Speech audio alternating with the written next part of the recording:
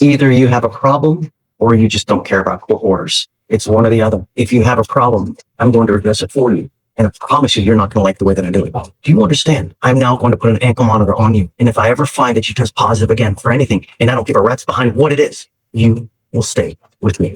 And if it becomes an extreme case, I can have a hearing to hold you in contempt, slap you with 180 days, probate it for 2 years, and put you in a lockdown rehab facility. Do you understand? If that's what it's going to take, I'm amending the conditions now to put a SCRAM on her ankle. I hope, above all else in this short life, you are not driving.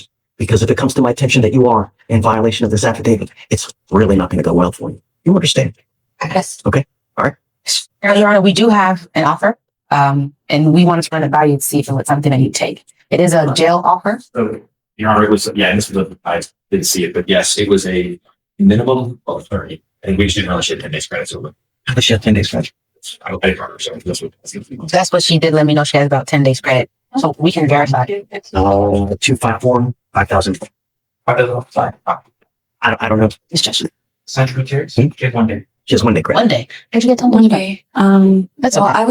I was in jail so I was on probation before when I caught this new charge. I was actually did a 5-year probation, and I was supposed to sign my papers that day that I was, I guess, exited out of jail, the day that I left jail. And it was like a week before. So yeah, Please, I'm not sure. just you guys talk it over. I don't want you to say something that really hurts your case, so it's probably better that you just talk with each other and figure out what you guys, we only have 1 day credit here. That's all we have. If you want to, I'm happy to do it. That's what, Judge. If you guys want to do it. The 1 day, Judge? Well, she has 1 day credit. I'm not going to give her more than she's entitled to. I understand. I can only give you what you're entitled to, Yes, right? Judge. What you have here. So if you want to do that, you have my blessing. It's up to you guys. But as of today, if she leaves here, she gets an ankle monitor. Plus, and then if you test positive again, it's not going to go well for you. Okay? Judge, You let me know. Yes, ma'am. does she have to go back in here, Judge? No, but she's going to meet with Pritchard. Yes, sir. On Miss Sandra, Judge? Yes. We have a new offer, probation officer, 15-month offer with a TRAS. Whatever the TRAS states that she should do, she'll do it. Okay, I'll give that. Sounds good for us? Sounds good, Judge. Thank you. We'll write it up. Here's the thing, though. She couldn't even make a felony probation. How's she going to make this? She didn't make some Did probation. she make it or did she get it? She didn't She completed it 5 years. Tell her that if she tests positive, I will put her in a treatment facility, though. So she knows. Yes, Judge. Or in a Yes, Judge. And she did. Absolutely. Yes, Judge. I'll let her know. Ma'am, on which one? Miss Gutierrez, you're charged with driving while intoxicated. It's a second, am I right? Yes, Judge. What happens the next time? If you ever pick up another DWI, what's going to happen? It'll be a felony. 2 to 10 in the penitentiary. Any prior pen trips? Yes, Judge. Felony. Just one. You could be potentially a 15 to life case next time you pick up a DWI. 15 to life. Minimum. With your record, just mere smell will be enough. So if I were you, if you want to get lit, wonderful. Just don't get into a car. Find another way. Take an Uber. 30 to 50 bucks will get you wherever you want to go in the city. No matter where you want to go. Anywhere. Do you understand? It's not hard. One button. All you need is literally push one button. Car waiting for you, wherever you want to go. We're giving up the right to a trial, right to compel witnesses to testify on your behalf, confront and cross-examine your accusers. If you're not a citizen, there are possible immigration consequences. You can be deported, excluded from the country, denied naturalization under federal law. You give up the right to appeal. Once you accept this agreement, there's no turning back. Do you understand? This will go on your record. It's going to be there for the rest of your life. Now, is it being reduced to a first? Yes, Judge. Okay. There is a surcharge that you will be required to pay in this case. You will be required to pay a $3,000 surcharge. And if you don't pay it, every $100 you will sit 1 day in jail. Do you understand? It's a second. I'm not waiving it. And it's being reduced to a first. You were lucky because a second, it's a $6,000 surcharge that if you don't pay 1 day, every $100 you owe. So you will be required to pay this fee. You will also be required to pay the court costs as well. You have entered into an agreement where they're offering you 180 days in jail to be probated for 15 months. As part of the agreement, you will do a repeat offender DWI education class, 1 victim impact panel. You will do a TRAS to see what other conditions you may need. If they assess other conditions, you must fulfill them. They may do inpatient, intensive outpatient treatment. They may do just supportive outpatient treatment. They may do inpatient treatment. I don't know what they're going to do, but you must fulfill whatever they say. Do you understand? Yes. No drugs, no alcohol, guardian interlock. But since you don't have the ability to drive, you must get a portable device. 25 hours of community service. Do you have any children? Okay, get rid of the community service. I'd rather do a parenting class. $100 one-time donation to Mothers Against Drunk Driving. If you need extra time to pay, we will give it to you. All you have to do is ask. I'm telling you now, there's three possible things that could make this thing really go sideways. The first is if you drink. If you consume, a warrant will be issued. They will file a motion to revoke your probation. We will have a hearing here. If they prove it to me that you're consuming, it's very well possible that we put you into inpatient treatment. The other thing that the worst possible thing you could do is drive. If you drive without a Texas driver license and a liability insurance, likewise, they will issue a motion to revoke. The other thing is take off. If you abscond and you take off, it's an instant warrant. If you ever have an issue, you can come talk to us. We can work it out. There's nothing that can be solved. Everything can be solved in this life, one way or the other. Those are the three things that are all hangups. Do you understand? Sure. So cut the fees. Okay. How do you plead to the offense of driving while intoxicated, guilty or not guilty? Guilty. Is there an accident in this case? Yeah. No? Okay, fair. All right, ma'am. Best of luck to you. We'll have you meet with Shereen. Thank you, Judge. Thank you, Judge. Good to see you again. Judge, I have Dennis Fisher, and this one's getting old, but he's sent me a bunch of character letters that I need to compile into a packet. And so can I get 2 weeks on that? I'm hoping they'll approve him for PTI. They had previously offered him time served. 360. I know, Judge. Could we get 2 weeks and then we'll just either see if they'll approve him for PTI or set it for trial, plea or trial? Have everything? Judge, he sent me the letters he sent them yesterday, so I have to compile them into a packet. I'll give you a week. Okay, 1 week. 360. Then I'll compile them in a packet today and just send them so we can at least get a response on that. You want my approach on a different one? Yeah. Judge, I have Moses Garza. I don't know if you want to talk to him. He's kind of unsure. I'm guessing we're just gonna have to set it for trial because he's. No. We've literally set it to Yes, Judge. consider since December. Mr. Garza, And I think he's in the hallway. I can go get him, Judge. please. You have had since December to consider what to do. It is now time to consider now what you want to do with this case. Today is the plea deadline. You must either accept the plea bargain agreement or we will set your case for trial. If I set your case for trial, that's okay, but I'm not going to take anything else. I'm not here to play games. That's it. You're out of time. It's 190 days old. I will have you talk with your lawyer. You consider what you want to do, but today's the day. Yes, Judge. Okay. Want my approach? Yeah. Judges, I don't know if Jorge Gomez ever checked in. He picked up a new case. Yeah, I know. We were going to end up revoking it, right? Because he didn't show up today. He picked up a new case. He had him on BVR. I haven't been able to get in, Okay. Okay. I did text the judge. Garza, you're charged with driving while intoxicated. You're facing up to 6 months in jail and or a $2,000 fine. You have worked out an agreement where they're offering you 3 days in jail with credit for the 1 day that you have done. You need to understand that this charge, it's going to go on your record. It's going to be there for the rest of your life. You can never take it off.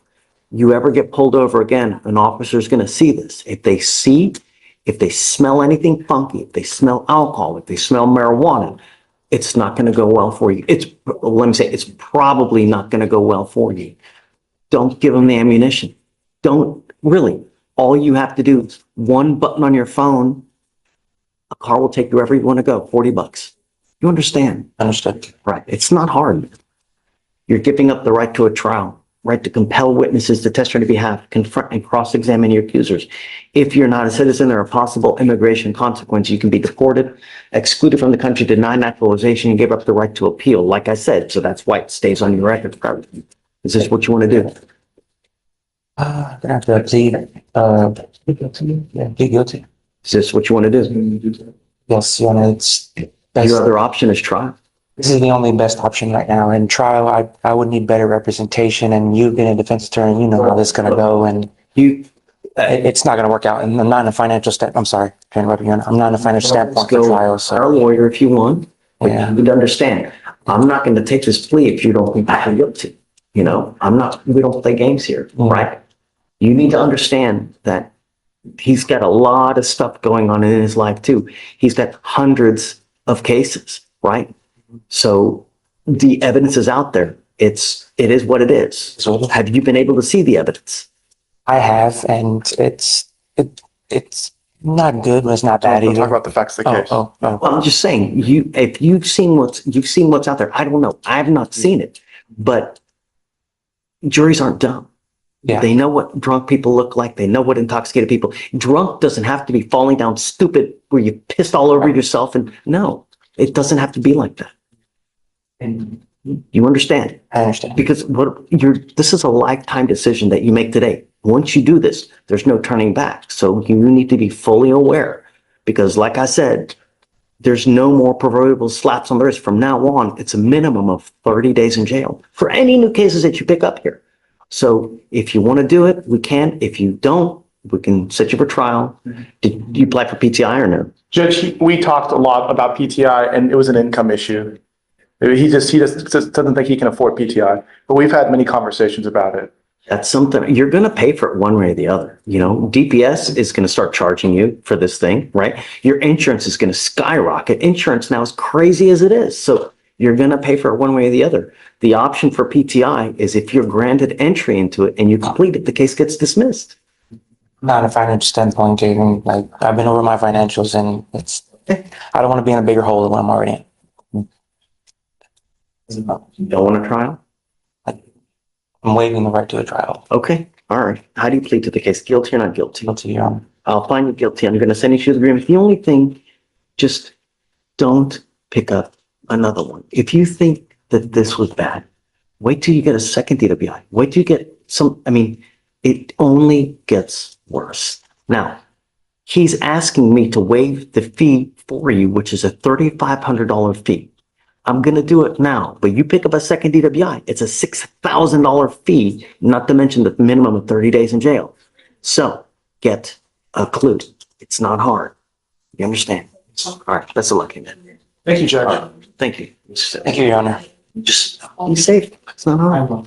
Good morning, sir. Good morning. Sir, you were charged with driving while intoxicated. First offense, it's elevated to a Class A misdemeanor because of the high blow. You are facing up to a year in jail and or a $4,000 fine. We are going to do probable cause. You have the right to remain silent. Anything you say can or will be used against you. You have the right to have an attorney present. If you cannot afford one, one will be appointed to you, sir. Okay. On March 17th, 2025, an officer was dispatched to a call for service at the 400th block of West Gray Street, Houston, Harris County, Texas. Upon arrival, the officer observed the defendant sitting inside his vehicle. The officer made contact with the defendant and observed the defendant to have bloodshot eyes, unsteady balance, and was confused. The defendant stated he didn't have anything to drink. A Houston Fire Department employee, the wheel witness, stated the defendant was asleep in the driver's side of the vehicle with his foot on the brake and the vehicle in drive. The wheel witness stated he had a hard time waking up the defendant.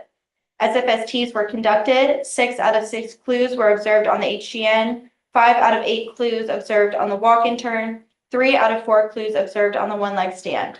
The DIC was read and the defendant consented to a breath test. The results were 0.179 and 0.175.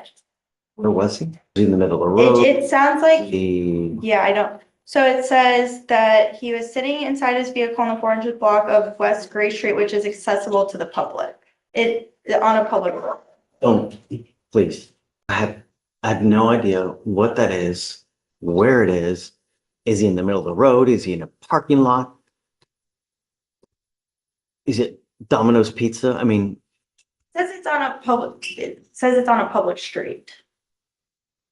It says, well, more specifically, it says 400 My block of West goodness. Gray Street. It's a public street. I need more information. I mean, does it say he's on the street there, or are you assuming? No, I'm not assuming. I'm saying what it says is that the 400th block of West Gray Street is a public street. It doesn't say specifically.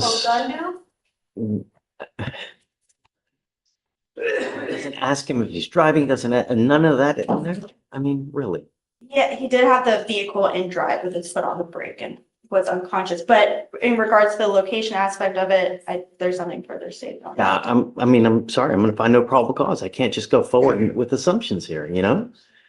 Mr. Cleary, be safe, man. You know, Thank you. we have every single day. Look, this weekend, how many people died on the road here in Harris County? You know, really, be smart. Thank you. You know, you have but one life. Don't do something where you either ruin your life or more importantly, ruin someone else's life. Okay? I appreciate Please that. take a seat for me, sir. I'm going to find no probable cause. All right, Judge, next is case 4, Door, Adam. Mr. Dory, you're charged with assault with a family member. You're facing up to a year in jail and or a $4,000 fine. We're going to do probable cause. You have the right to remain silent. Anything you say can and will be used against you. You have the right to have an attorney present. If you cannot afford one, one will be appointed to you, sir. Yes, sir. Officer was dispatched to a disturbance. The complainant and the defendant are in a dating relationship. The complainant stated the defendant shoved her multiple times with his elbow and also grabbed her arm, causing pain. The officer observed the complainant to have a scratch on her chin, scratches on her arm, and a large purple bruise on her right arm. Know that he hit her? Do we know? So the complainant stated the defendant shoved her multiple times with his elbow and also grabbed her arm, causing pain. All right, Mr. Doran, we're going to find that there's sufficient probable cause to go forward with your case. This case is 1,139 days old. If you take off again, I'm going to make the bond so high, you'll have hair falling out. Do you understand? Yes, sir. As it stands now, I'm going to put an ankle monitor on you so I know where you are at all times. You will have a GPS monitor. I am now also issuing a protective order that you're not to have any contact with this person whatsoever. Miss Ray Perez is now a protected individual. You cannot commit family violence or an assault against this person. Commit and act in furtherance of an offense under section 42.072 of the Texas Penal Code, which is the stalking statute. You cannot threaten, harass, be in possession of a weapon, or go within 200 feet of where she lives or where she works. Do you understand? Yes, sir. If you violate this protective order, the state can and will file a violation protective order. It's one of the worst cases you can pick up. Do you have a lawyer today? No, sir. What are you doing about that? Need to find one. Okay, we will give you time. I'm telling you now, I'm fast tracking this to trial. In 30 days, is discovery complete? Discovery, it looks like we are missing some photos potentially, but besides that, discovery is. If you can try to get on it. I'm 30 days, I'm putting this case to trial. Do you understand? It would behoove you to immediately go out there and start trying to find a lawyer. I'm going to have you go to Victoria, sign a reset. After that, you'll get with Felicia for your bond conditions. I'm going to have you take a seat while we create all the documents. We'll have you sign it, and then you'll be free to go, sir. Yes, sir. 6010. Buenos días, señor. Nomás conteste. Perez, you are charged with assault, bodily injury. You are facing up to a year in jail and or a $4,000 fine. We are going to do probable cause. You have the right to remain silent. Anything you say can or will be used against you. You have the right to have an attorney present. If you cannot afford one, one will be appointed to you. Okay. Hi, Atkins. Good morning. On March 16th, El 16 de marzo 2025, 2020, officers were dispatched to an assault with injuries injuries located at 4,000 Hollister in Harris County, Texas.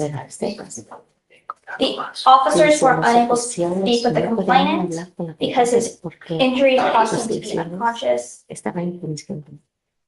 Officers reviewed surveillance, which showed that the defendant pushed down the complainant with both of his hands, causing the complainant to hit his head first on the concrete. Su cabeza en el concreto. It also showed the complainant to be unconscious. Que estaba inconsciente. The defendant was identified through a witness who called him out on the scene and identified him. And the defendant matched the person in the surveillance footage. Where was this? Is it at a bar? Are you drinking? What? It doesn't state, it just gives an address. I believe it was at an apartment complex where he resides. My understanding. I guess we'll see what the surveillance shows. Mr. Perez, I'm going to find that there's sufficient probable cause to go forward with your case. I want you to understand that I'm going to do everything in my power to protect my city at all costs. This is now your second assault within the last year and a half to 2 years. If I find that you so much as put hands on any single person, I'm going to lock you up. I don't know what your immigration status is, but if you're not in this country with permission and you go to jail and immigration finds you, they will put a detainer on you. Do you understand? ¿Usted lo entiende? Yes. Yes. I'm ordering you not to consume alcohol, illegal drugs, or unprescribed controlled medication. I'm going to write you. If I find that you're using, likewise, I will put you in jail. You're ordered not to have any contact with the complaining witness in this case, not to be in possession of any weapons, or not to go within 200 feet of where he lives or where he works. For now, I will have you go to Ramona, to Victoria to sign a reset. After that, I'll get you with Felicia for your bond conditions. Be careful. You are skirting extremely thin ice. Do you understand? If that ice cracks, your butt's gonna freeze. Come on. You want me to adjust my other, Come on. I have three others. Cruz, Jose Cruz. Okay. We submitted the PT application mitigation and the TRAS. We're just waiting on, it was approved. We're waiting on the contract. Okay, so let's set it 2 weeks for you to get everything done. Okay. Can I waive my client's appearance? Yeah, if he doesn't have everything done though, then he's got to be here because it's an old case.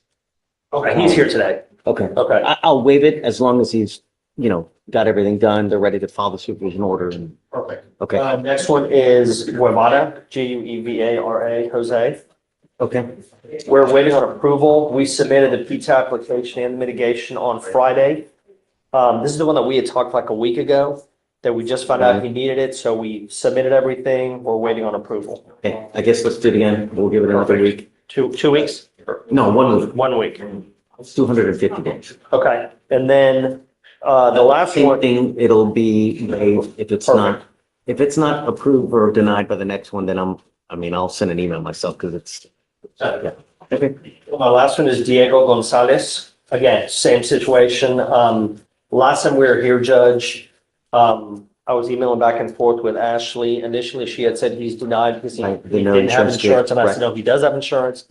And Geico's been trying to get a hold of the CW, and even the DAs are having a hard time getting a hold of the CW. So I'm waiting to hear from June, her. I did give her, and you gave her the, I emailed her both. Yes, I emailed her the letter from Geico and the insurance. let's give it a week also to see if she approves or denies. Same Great, thing. that's all I got. Thank you, Judge. May I be excused?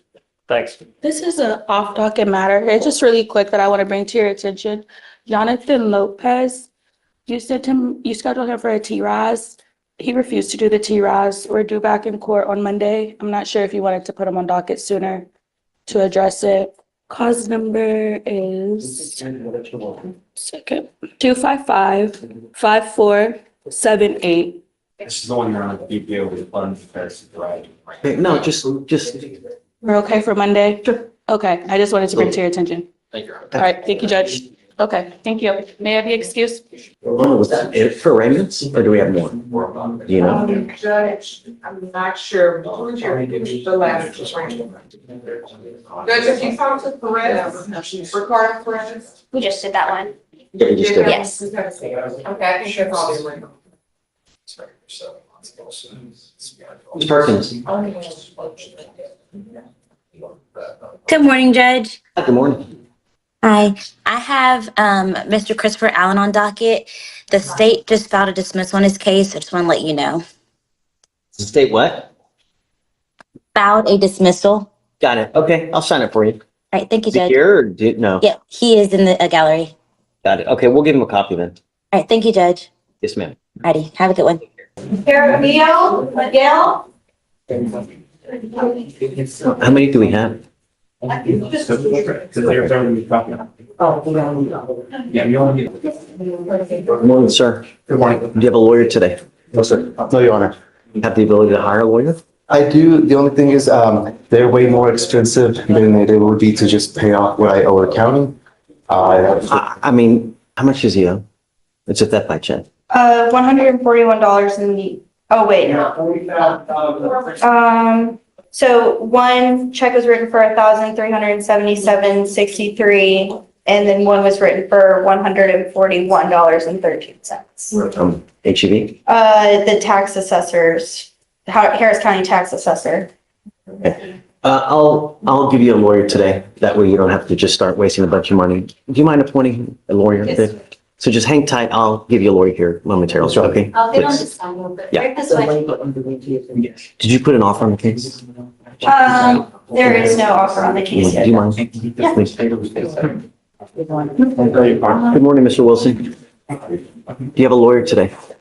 She just reached back to me this morning, so she told me she's gonna contact me this evening when she get done with court. Hired her? I just got in touch with her. Like, I've been reaching out to her, but she just responded. Okay. Do you want more time? Yeah. Okay. Head on over to Victoria. We'll give you more time. Hi, Ray. I just sent you an email on that. Danielle? Yeah. We had addressed it before. Yeah, it was, you sent him to get a drug test on the first BVR. and then it came back positive for opioids, I think. And they said they wanted to send it to a lab. I provided a list of the medications, and then they submitted that second BBR with all that stuff and saying that he did provide his list of medications. For who? Janelle. Montanil?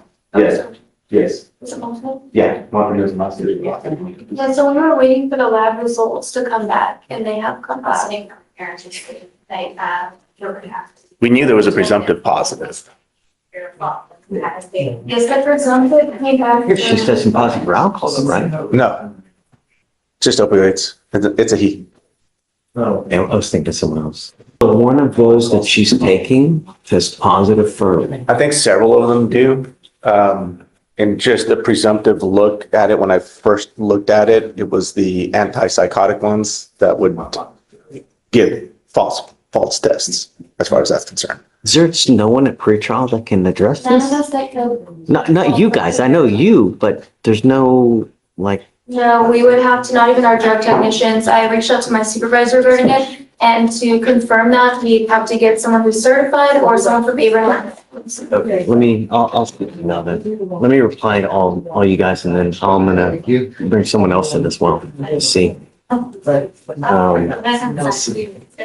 So I'll send this email and we'll just stay in touch and then we'll see what they say. Okay. I'm gonna reach out to the higher ups to see, hey, do we have any? I mean, I can't believe that we don't have anyone that would be able to. To say one way or the other. Right. Yeah. You know? I'm trying to pull up the picture I have, but it won't pull up for some reason. But yeah, there are I think one or two of the medications that he takes can give presumptive false positives. If that's the case, then of course we're not gonna dig. Right. See, Okay. So do you want to leave them off for Friday, or do we want to just hold off?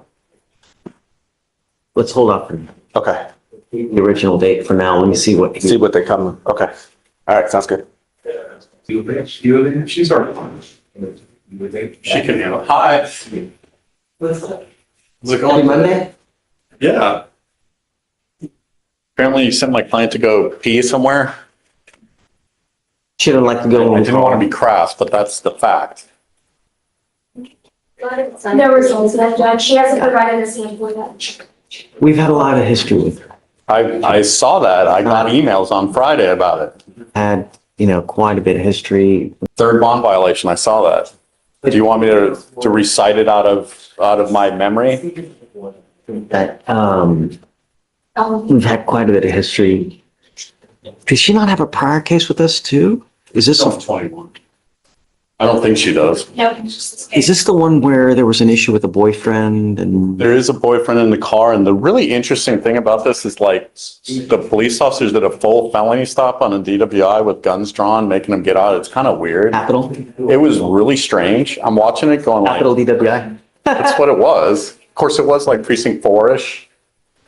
Everything up there could be a capital in their minds, And so I don't know what you want to do with this, Judge. Just don't want her using, that's it. I get you. That's all I want. I want to ensure that she's married. So, Judge, and then also we have the ignition interlock that she's not driving, so we're not monitoring her. By any means, because she had the portable at first, we had portable violations, so then she was revoked. Then she provided proof that she had gotten her vehicle fixed, so we swapped her over to the ignition interlock. The ignition interlock is not being used. so let's see how it goes today. And then I'm gonna random her again. So, if she tests positive, then we'll see. I don't know. I mean, do you want me to wait? I'm perfectly willing to do that. Go, and then I'll get a hold of you. Or you know what? I don't have your new number. Do you mind? Yes. Give me my new work number. My old number is still the same. Oh, is it really? Then, hold on. You have it for sure. Yeah, I know. If it's the same one, then don't worry about it. Yeah, it's the same. 56? I don't give that out to anybody. That's me. That is me. Okay, so I'll text you. And then But do you want me to come back if there's an issue? you can always Zoom. Okay, Zoom. perfect. I'm gonna go straight to my office. Go. Hi, Joe. How are you? I was asked by according to Courtroom Espinosa, this is on the docket, DWI case, clients here. We are still waiting to hear about whether PTI is going to be approved on this. Everything's in, Judge. We're just waiting to hear back about the approval. Okay. I guess let's give it a week, Joe. Okay, sir. If it's approved, I'll waive, and then we'll sit you off like a couple weeks for you guys to get the contract, get the, portable and all that jazz. If it's denied, it's got to be here so it's. Okay. Well, Yeah. thank you. Okay, for sure. Have fun. Ready? Good morning, Your Honor. Yeah. What's up?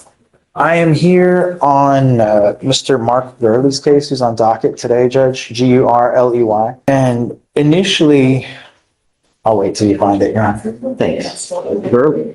Yes, sir. Okay, I see it. So initially, I had brought up some concerns that I had with the accuracy of the DIMS report and accuracy of the information that was being alleged within the four corners of the probable cause hearing information, I guess.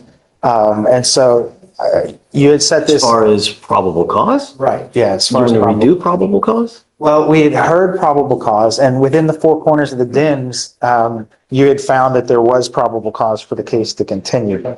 But the issue that I had. Want to do it again? Well, I mean, I'm just kind of bringing you up to speed again, Your Honor, because I know it's been a few weeks. So the issue that I had raised at that time was I did not believe that that was accurate. The state had conveyed videos to us about, what the officer had seen from the dash camera perspective. And so I had issues with the accuracy of what was contained within the DIMS. I've spoken to the state this morning, and she said that she's reaching out to the police officer to find out, I guess his side of the story is my understanding. I don't want to speak for the state. I've watched the camera footage. I just want to speak to the officer before we make any decisions on the case. What's the issue? The issue is that from what I can see, I don't want to get into the facts of the case right now in front of you, Judge, too much, but. Then don't. Right. Then don't. Just do what you need to do. Right. You want, it's only 25 days old. Sure. I just emailed him today. Yeah. I think a Set it up regular. a week. Yeah. Is Sure. that- It's a very new case. If I can get maybe a couple of weeks, Judge, I've got. You can have as much as you want. Sure. It's up to you. Yes, sir. I guess if you just set it, if you need me to do another probable cause hearing, I'm happy to do it. Sure. If there's something that has come to your attention that's not right in the DIMS, I'm happy to hear it and we'll redo probable cause. I'm happy to do it at any time. And maybe the state's conversation with the officer will clarify all of this and then. Yeah, absolutely. Okay. All right. Thank you. I'll grant it for you. Thank you, Rob. Okay. Excuse me. Thank you. Hi, Judge. How are you? Ah, Good to see you. it's been such a long time. I know, I'm back. What's new? I have Thanks for the warning. kids. How are your kids? And maintenance. How old now? How old? 14, 12, 9, 3. There's 12 or 14 girls? Well, a boy and a girl. We put them to work. A real girl? Girl. God bless you in every way there is. She's great. Your life. I love it. I'd have more if I had money. Real girl, it's just you and. She's so sweet.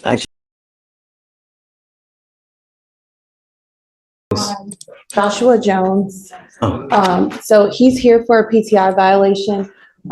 He has picked up new cases. Come up, Joshua Jones. I was just gonna ask you if we could withdraw. He's nearly a year past due. He owes us over $2,000. We don't want to get on the new case. Allow him some time to hire an attorney that can handle. I'm okay with it. Yeah. Okay. Yes, that's fine. And so I will have to appoint him someone, Mr. Jones, let me express my disappointment with you. You were was he in the PTI program? To my knowledge, he had a You previous were in the attorney. intervention program for DWI, and now you've picked up another DWI. You now face another 6 months in jail and or a $2,000 fine.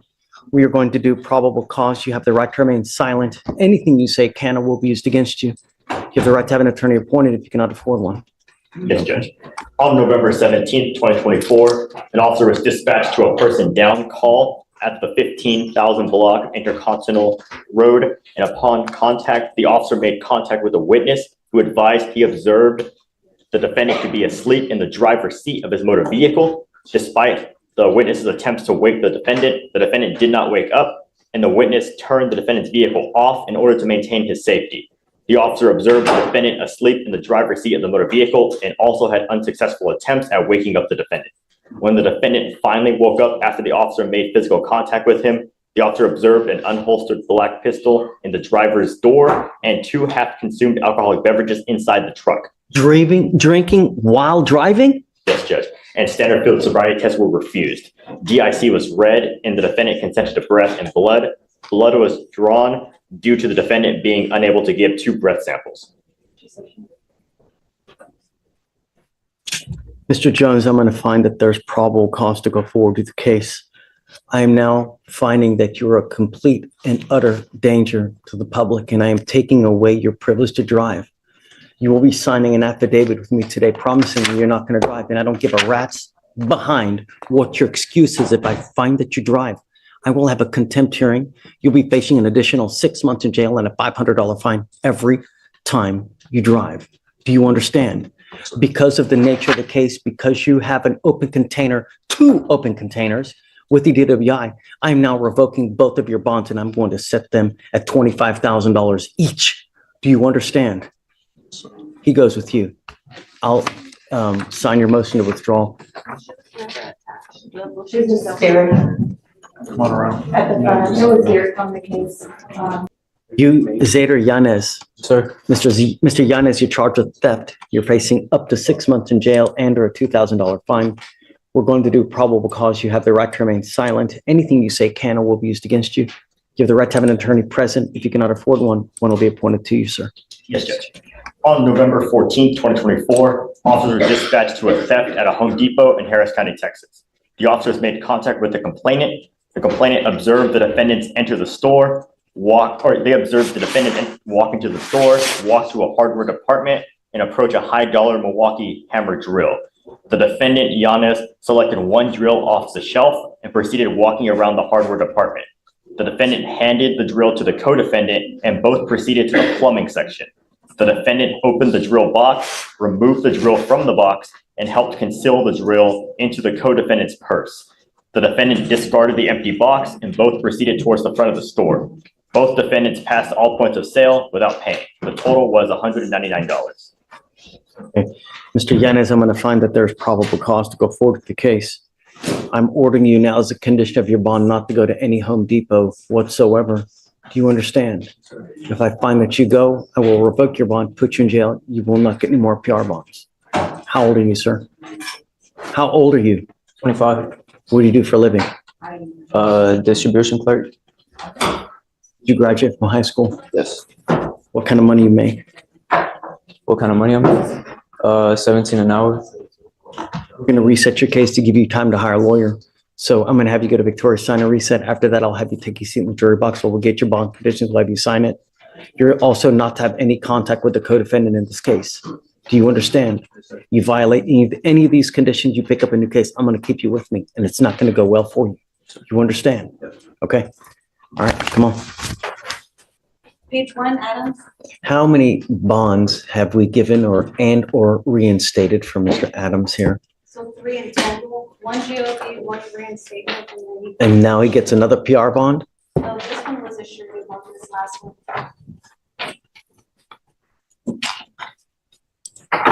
Do you have a lawyer today, Mr. Adams?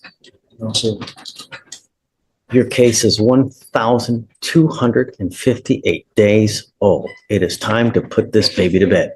Take a seat for me. Vic, do you mind appointing him a lawyer, please? Okay. We'll do something today. Next up is page 2. Arvalo. Maryland.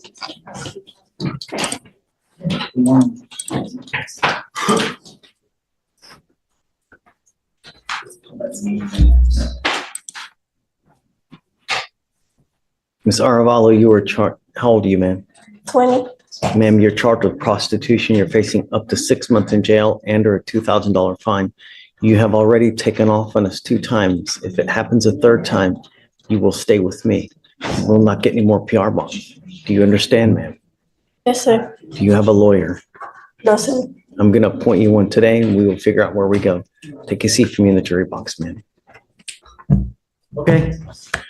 It's a really old case. yes, I've told him it's time to put this baby to bed. yes. Is there an offer in this case? No, How come after 1,258 days, there is no offer?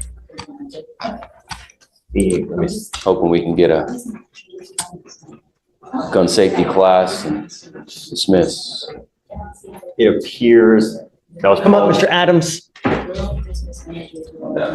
The delay is probably due to the missing dash cam that's still outstanding that we do not have. I don't care. Yes, Judge. Get on it now. Yes, Judge. Well, Why on earth would we allow you to do this class where you get to dismiss this case when it's 1,258 days and you've repeatedly taken off? It's a rhetorical question. You don't have to answer it. But I'm telling you now, I'm giving you 2 weeks to decide what to do with this case. The next time you come here, you will either accept a plea bargain agreement or I'm setting your case for trial. Do you understand? Not only that, I'm putting an ankle monitor on your ankle now so I know where you are at all times. Do you understand, Mr. Adams? And the next time you take off, I'm going to make your bond so high you're going to have teeth falling out. Do you understand? Judge, if I may, my client, shortly after this arrest, he lost his mother, and I believe it's the mother of one of his children. No, my sister. Sister. He fell on hard times. He was already, not well employed. And he's been through some rough times in his life in the past few years. He recently got a job working at a Chinese restaurant, and he has 3 children that he helps take care of. I'm not exactly sure when his last failure to appear was. It might have only been 1, but he hasn't been in trouble since this arrest, I think in 2021, right? So I asked the court to withhold from, giving him an ankle monitor. The state's also missing evidence here. If we can come back. Last time we saw him was 3 years ago, Corey. So, I have sympathy in the fact that everybody has hard times, but your failure to appear on a repeated basis is a constant kick in the ding ding to us, and I'm not going to take it. And I'm going to tell you now, I don't know why your bond is not at 10,003, because that is what it really should be. Your bond is at 1,002, and it's way off of what it normally would be. Because I'm telling you, your bond should be 10,003, because that's what they're normally set with a person who has absconded as many times as you do now. You're lucky that you're not in custody as it is now. Do you understand? But at 1,258 days, I don't trust you.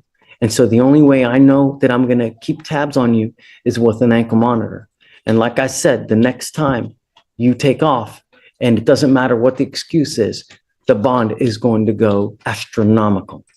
Do you understand, Corey? I'm sorry, but if it were maybe 500, maybe 300, I would relent on not putting a monitor. But at 4 years or however long this case is, hell no. I think that reflects his law-abidingness, right? That he hasn't been in trouble, had any interactions with the police. How do I know that? Well, yes. I don't know. He hasn't been. He would have been in an orange jumpsuit, I guess. If he Not had to. necessarily. I mean, we don't know how he's been out of county, out of state. Look, you're walking out of here now. You're getting 2 weeks to decide what to do. You're not going into custody now. So you're still walking out of here, but I'm putting a monitor on you. And I'm telling you something else that I should make you pay for it, where it would cost you around $400 to $500 a month, but I'm going to eat it. So there's no excuse. Do you understand, Ms. Adams? But you got to understand that in court, we hold people accountable. You may be able to live your life like this outside of the free world, but not in court. We will hold you accountable.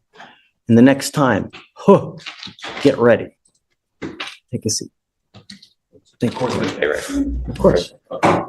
Judge, for the conditions, Hey, I have some from- expedite it, whatever you need to do to get that body cam. 2 weeks. 2 weeks, yeah. Judge, for the conditions, I have some from the magistrate as well for remain in Harris County. Did you want to keep that?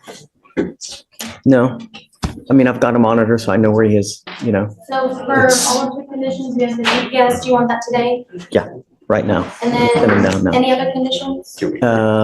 No firearms, weapons, ammunition, That's it. drugs and alcohol? No, it's fine. Okay. All right, Corey. Thank you. I almost made the joke. Good morning. I have 2 new appointments. Okay. First, Miss Arevalo. Okay, so that's Miss Araval in the back in the gray. Yeah, I spoke. P180? P180? Yeah, most likely. Okay, just whatever you want. Okay, yes, sir. And then, Just admonish her 3 strikes. She's already taken off twice. It's not gonna happen again. Sandra. Twice already. Judge, Yeah. was that state's bond conditions or pre-trial? No, I'm not gonna do just, yeah, I guess state conditions where don't engage in behavior. Do you mind filing that? Aravalo? Yes. No prostitution. Yes. And who else? Jen? And Mr. Joshua Jones. I believe you revoked him? Yeah, he picked up another DWI. He was in the PTI program. I just put a whole host of conditions on him. We've now taken him into custody and just whatever you want. It's gonna take time. Has a new bail been set on the? Yeah, I set them both at 25. Okay. Yeah, for now. He's on bond for a DWI, picks up another DWI, passed out. He's got 2 open drinks in the car. He's drinking while he's actually driving. So, for now, and then we can always approach later on, Gotcha. Thank you, Your Honor. Yes, ma'am. Thank you. All right, good morning. You are Stephen Clement. Yes, Stephen Clement. Mr. Clement. I wanted to let you know that you're not here alone. Your lawyer is here with you, but she's on Zoom. You are wanted out of the state of Callaway, Kentucky, specifically for 2 counts of burglary in the 3rd degree of $500 or more, but under $10,000. Are you waiving formal extradition? Okay. We need you to sign the waiver, and then we will have Kentucky come pick you up. Thank you.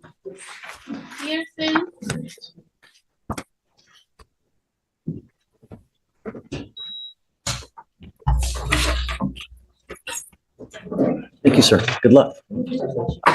Thank you, Amy. Thank you, Ms. Oko. No, thank you, Judge. Thanks. Have a great weekend. Okay. Yes, I saw that you guys have, Maple. Yes, Your Honor. You as well, Judge. Thank you. Take care. Or you want to do the plea now? Yes, Your Honor. I'm ready when you are. Joshua Maple, come up.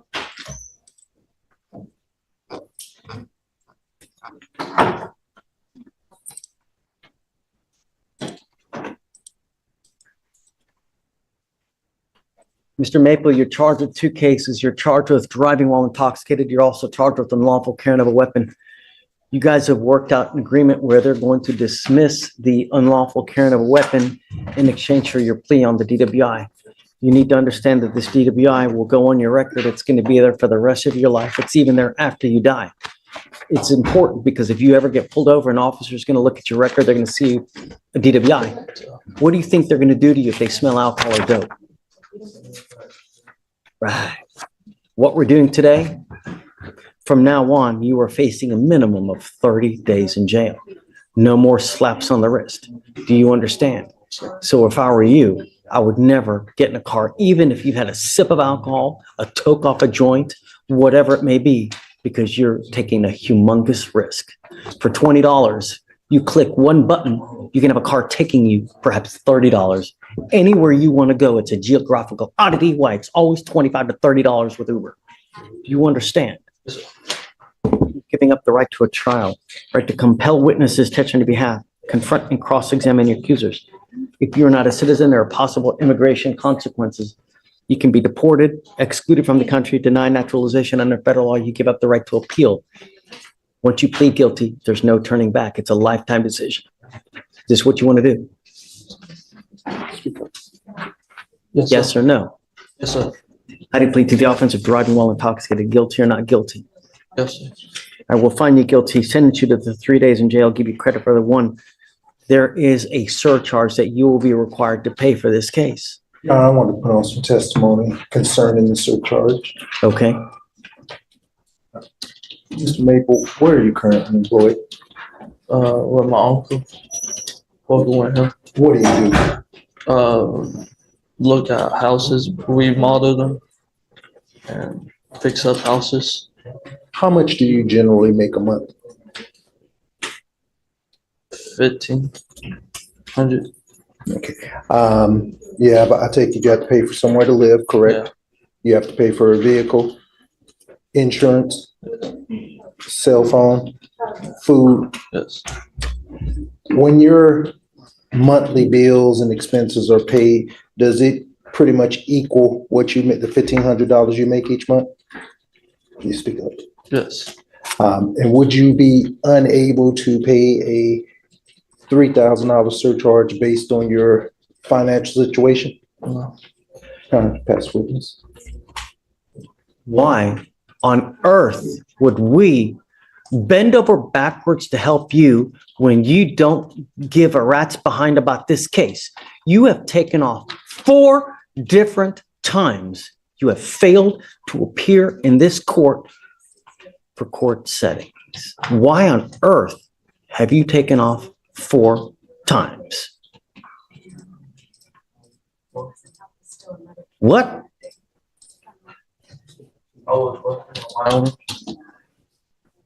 So you just don't care about us and work is more important than court, huh? Actions speak louder than words, Mr. Maple, but you have taken off 4 different times. You are lucky that you are not in jail right now as it is. So why on earth would we help you when you don't even want to help yourself? Why? Just trying to battle myself. I should have listened to my gut and come here. How much do you really make a month, Mr. Maple? 1,500 a month. Who do you live with? My dad. Who are you here with now? Just the lawyer. I don't know. You know, it's Young kid, nope. Not working, not a troublemaker. Just here's my problem, Mr. Maple. My problem is that you've taken off on us over and over and over and over. Today, you're walking out of here and nothing is happening to you. My experience is that when we are too easy on people, they don't get the message and they act like a bonehead out there in the free world. And then they end up either picking up a new DWI or doing something else that's even worse.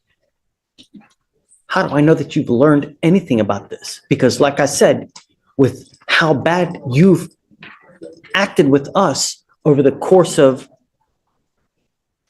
the last 7 months, you're skating out of here with a proverbial slap on the wrist.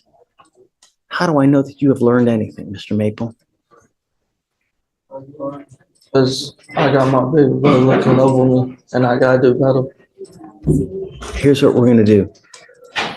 I will take off the $3,000 surcharge, but you will be required to pay the court costs in this case, for which are around $500. And I'm going to tell you now, if you don't pay it, every $100 you owe, you will sit in jail for 1 day. So you will be required to pay for something. And if you don't pay it, your butt will sit in jail for almost a week. Do you understand? Yes, sir. And I'm going to tell you now, the next time you come back, if you come back with the DWI, it's around $6,000 in surcharges, not to mention court costs. So you can look forward to around $7,000 in fines and fees. If you want to drink, if you want to get loaded, if you want to smoke, find another way. Do you understand? Because if you come back, it will be HE double hockey sticks to pay. Do you understand? Yes, sir. I'm suspending your license for 180 days. You are not allowed to drive at all. If you drive, that in and of itself is a Class B misdemeanor, just like a DWI, a driving on a suspended license case. Heed this warning.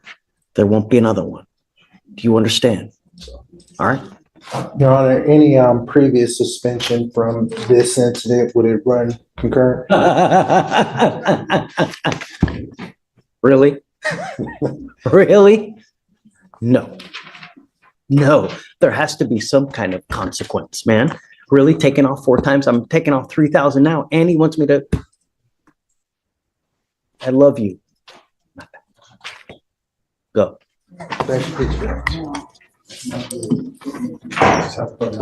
So 180 and then just the court costs. So only CC, yeah, the 3,000. Judge, are you ready for the arraignment?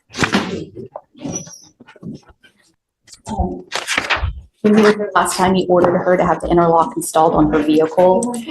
She is not driving the vehicle. It's not drivable. We just need to switch her to a portable. Oh, no. And a no driver. She has nothing. And it doesn't matter.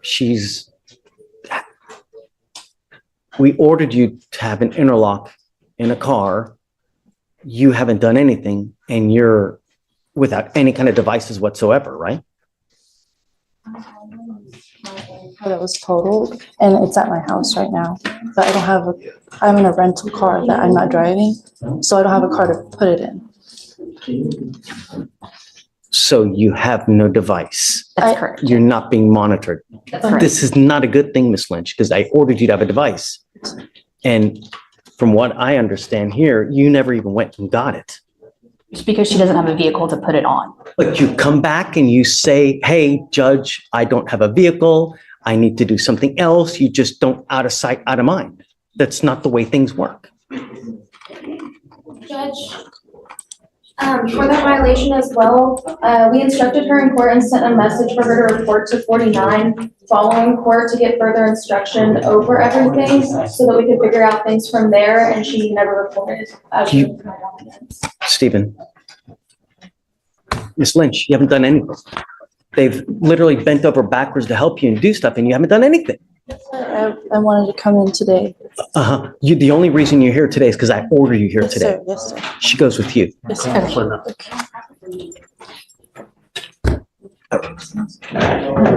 Emailed, texted, call, nothing, you know? I understand. Would you consider setting her a new bond or? Of course, 5,001. And then, you know, if she's unable to, then what's today, Friday, Monday, then we can talk. Okay? It makes sense. Yes, ma'am. Thanks. Ms. Simmons Urban, good morning, ma'am. Good morning. Ma'am, you're charged with interference with the duties of a public servant. You're facing up to 6 months in jail and or a $2,000 fine. We are going to do probable cause. You have the right to remain silent. Anything you say can or will be used against you. If you cannot afford a lawyer will be appointed to represent you, ma'am. Okay. On November 14th, 2024, officers were dispatched to a trespasser call at a business in Harris County, Texas. The officers made contact with a witness who stated the defendant was asked to leave the business but was refusing to leave. The officer walked over to the defendant and tried to inform her that if she refused to leave, she would be considered trespassing.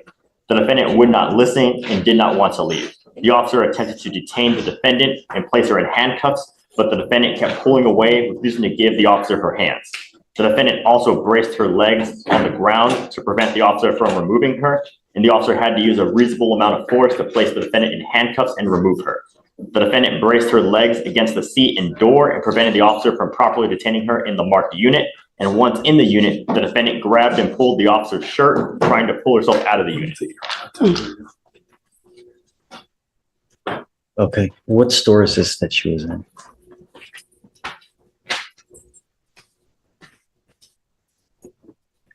I have the address. I'll look to see if they have a store name listed. Your Honor, ma'am, if I may speak. Now's not the time. I mean, I've got a bunch of DAs here. Anything that you say, they're going to use it against you to prove guilt. You'll get the opportunity, I promise. Just now's not that time. How old are you, ma'am? I'm 30 years old. What do you do for a living? I don't have a job. I'm disabled. What's the nature of your disability? I got cardiac web, a hematoma, deteriorating spine, hole in my heart, pulled over ligaments, bilateral kidneys, asthma, cancer. How do you support yourself? Currently at this moment, I'm supposed to be receiving, I got my Social Security claim number, but they refused to give me my award letter. And also, I was currently supposed to be residing at Vermilion Apartments, and my contract, I guess, was switched. I want to know about the case. I just want to know how do you eat? How do you get money? I don't. I need you to fill out an application for me, and then I'll take a look to see if you qualify. As a condition of your bond, don't go back to this place. You know, it appears to be a housing facility. Okay, do not go back to this place, ma'am. So I can't go back to Houston Housing Authority. Whatever this place where they were trying to trespass you from, don't go back, ma'am. I'll provide you a lawyer today and we'll talk about how we go forward, but I don't want it to be more bad blood and I don't want you to go back to jail. If you go back, they don't want you there. That's police brutality. There's got to be some other reasonable way that we can work things out, and we'll try. But you got to give it time, let things cool down. If you go right back after this issue now, you're begging for trouble. Well, my contract is supposed to be terminated on 11/30th, meaning I still have an active contract. So what am I supposed to be doing about that in regards to that? I mean, I have my paperwork to prove it. I can't give you legal advice, but we'll have you talk to a lawyer and figure out how we go forward. Okay. For the time being, don't go back though. Okay. Please, because it's only begging for bad blood. Okay. Yeah. So I need you to fill out an application for me. I'll have you sign a receipt of Victoria, and then we'll just have you take a seat while we find your lawyer. Okay. Please. Flores. Invoke my constitutional amendment rights as well as my civil and civil rights. Computer remains silent. Yes, sir. No, sir. Okay. Is there a problem? Honestly feel threatened by this courtroom. And this is not the circus. I'm This is not a playroom. This is a court. I'm And very coherent and competent. no one says you were incompetent, but you have bond conditions that you're supposed to live up to. And we've given you so much as we've also given you a lawyer, and you're supposed to treat everyone here with respect. And when you don't, there's serious consequences.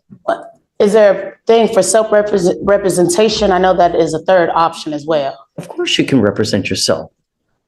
You can do open heart surgery on yourself too. Well, I ask for fair representation in a speedy trial. No one here does anything to hurt anyone. The only thing that we're concerned about here is public safety and that everybody gets treated fairly and with respect. That Life includes, life and safety against Harris County. I don't know what to tell you about there, but you need to take that with whoever you feel threatened by. But here, Harris County. here, we need to protect everybody in Harris County. Me and my children.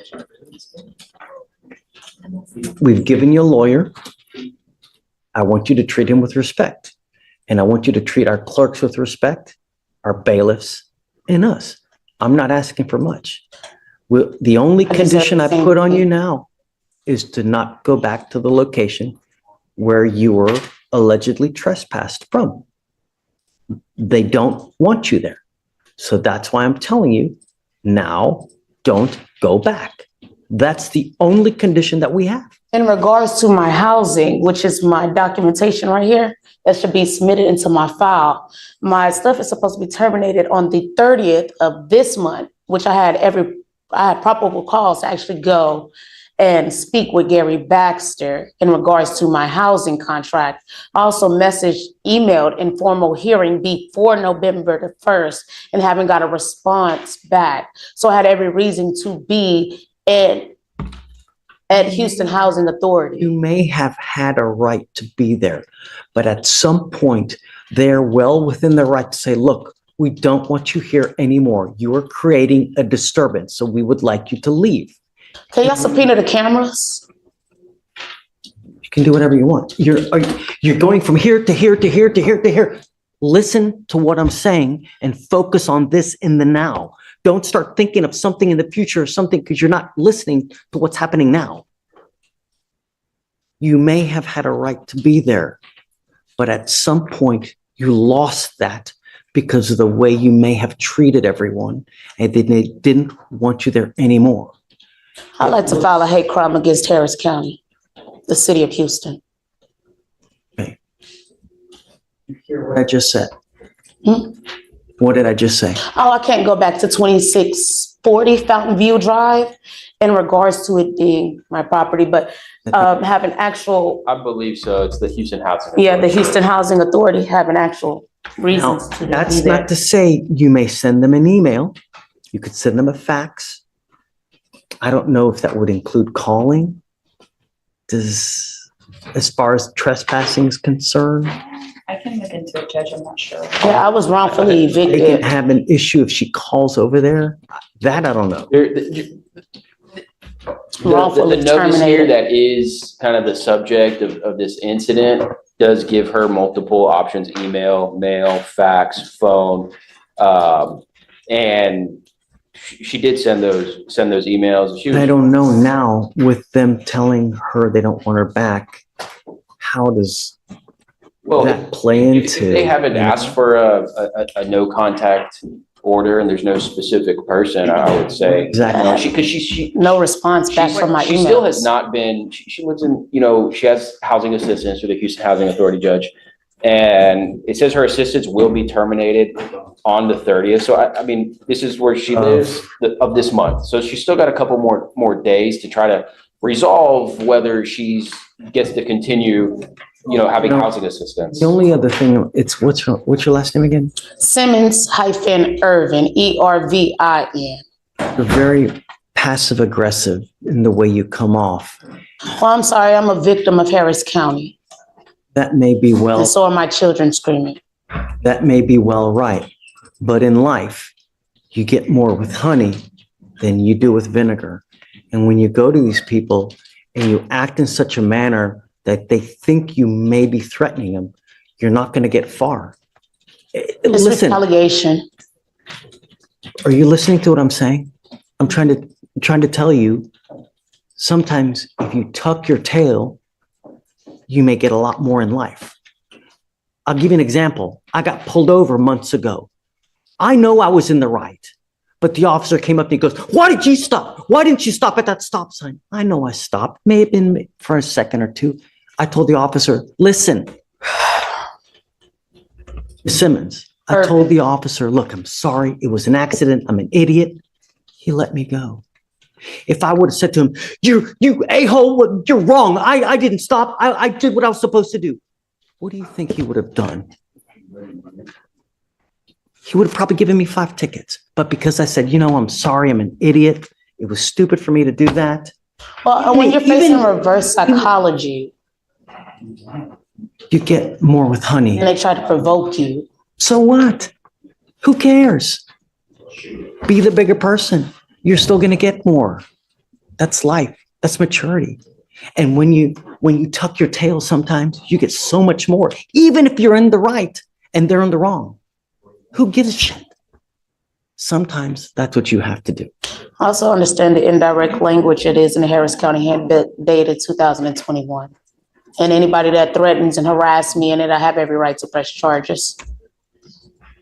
Did you just hear anything that I just said? I did. I understand. I won't be there, but I know that I had every right to be. So if I'm forced out on the streets, You don't have every right to it'd be be. because of the government. You don't have every, I am telling you now, and I'm ordering you not to go back to this place. I'm not going there, but I have every right to speak. So I guess I need to contact Washington or somebody in regards to my contract and things, because this is a government facility. And as it says your housing assistance will be terminated on 11/30/2024. I also have 2 different client numbers as well. One number is 582213 and another one is 251651. So I had every right in regards to speaking with Gary Baxter again, which is right here, Kenneth Coles, Gary Baxter. Also received an email to reinstate my housing, I guess, I don't know, from Gary Baxter in regards to all that. So I'm just confused, because if I'm forced out on the streets in regards to being homeless and they're trying to pass new laws, then just so hypothetically, of course, thrown back into Harris County against my will, where I was held for 6 months, which is a violation of my constitutional and amendment rights, then it's retaliation. Also, I was told to surrender my inheritance in the direct language while I was being attempted murder by Harris County. Have you speak to Corey about everything. Just remember, be nice. You get a lot more when you're nice. than when you start raising your voice and yelling. I am a traumatized victim. So if y'all could please work with me in regards to that, because I am a victim of Harris County. I do have a VAWA, Violence Against Women's Act. It is still in the residence portal and everything. Simmons Irvin. If anyone ever treats you wrong, just tell me and I'll try to do what I can to help you out. In any way, any shape, form, fashion, whatever you know, I'll help you as much as I can. All you got to say is the word. I'm also facing my children being, the child explicit cases. Okay. So let's just focus on just signing your So bond condition. I'm going to have you sign the conditions. We'll have you stay with Corey. Just be nice. Hopefully you'll get your housing back if you're nice. That's it. All right. Please. All right. Good morning. Yes. I want to let you both know that if you look on the TV, your lawyer is on the TV with you now, so that you're not alone. Both of you are charged with theft. You are facing up to 6 months in jail and or a $2,000 fine. We are going to do probable cause. You have the right to remain silent. Anything you say can or will be used against you. You have the right to have an attorney present if you cannot afford one. One will be appointed to you. Okay. Yes, Judge. On November 15th, 2024, officers were dispatched to Walmart in regard to a theft. Upon arrival, officers made contact with the complainant, the asset protection officer, who stated he saw the defendant and co-defendant conceal items in the defendant's purse. The complainant advised that as defendant was concealing items, co-defendant was staying very close to shield her from others in order to prevent them from being seen and from others seeing what she was doing. Both then exited the store, passing all points of sale with items still in the defendant's purse. The complainant detained the two and recovered the stolen items. Total $112.31. Okay. All right. Mr. Ochoa Gonzalez and Ms. Fresneda, I am finding that there's probable cause to go forward on both of your cases. Tell me, what is your immigration status? Are you in this country with or without permission? Ma'am? With permission. What is your immigration status? Are you a citizen of the United States, sir? I don't know if you do or if you don't, and quite frankly, it doesn't matter to me. The only thing I'm going to advise you now is that if you have any problems with your immigration paperwork and you go to jail, immigration will put a detainer on you and you will sit in custody first until this case is over with, and then you will be shipped off to immigration and you will sit there for another 6 to 9 months waiting for immigration to do whatever they're going to do. If you do not want that to happen, do not violate these conditions. Do not pick up any more criminal cases. This is the only warning that you will get from me. I am now ordering you as a condition of your bond not to go to any Walmart for any reason whatsoever. Do you understand? Okay.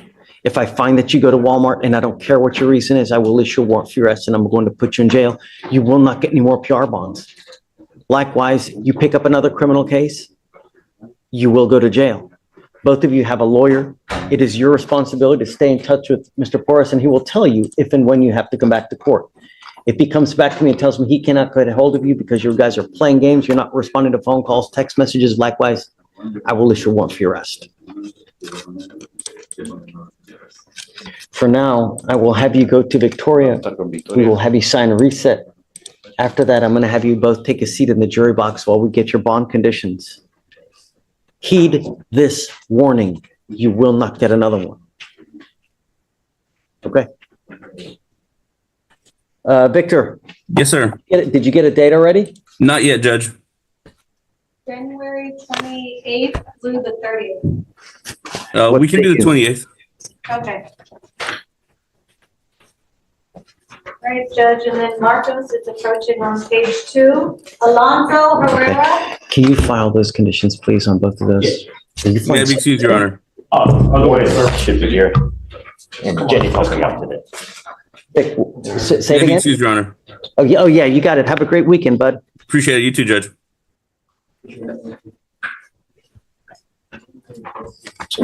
Sure.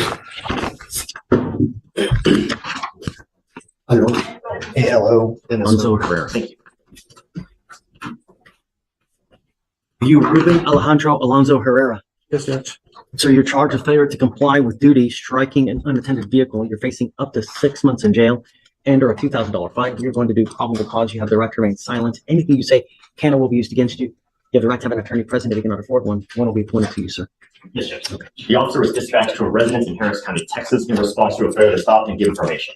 The complainant reported that his brother was standing outside when he heard a loud bang and saw a silver car striking the complainant's car, which had been parked in the street. The complainant and his brother immediately began pursuing the vehicle and observed it parked in front of a residence down the street. The complainant took photos of the defendant exiting the vehicle and going into the residence. When officers asked whether the defendant remembered striking the complainant's vehicle, the defendant stated, "I probably scraped by it, but nothing at all. It was dark out."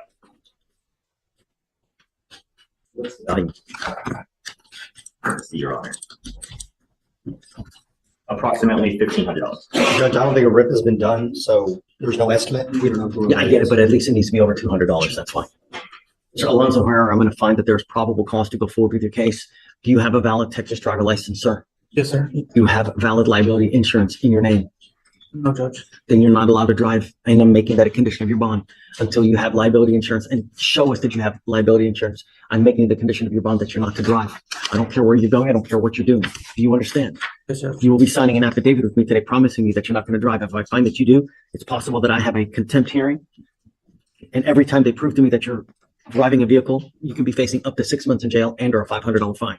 Do you understand? Yes, sir.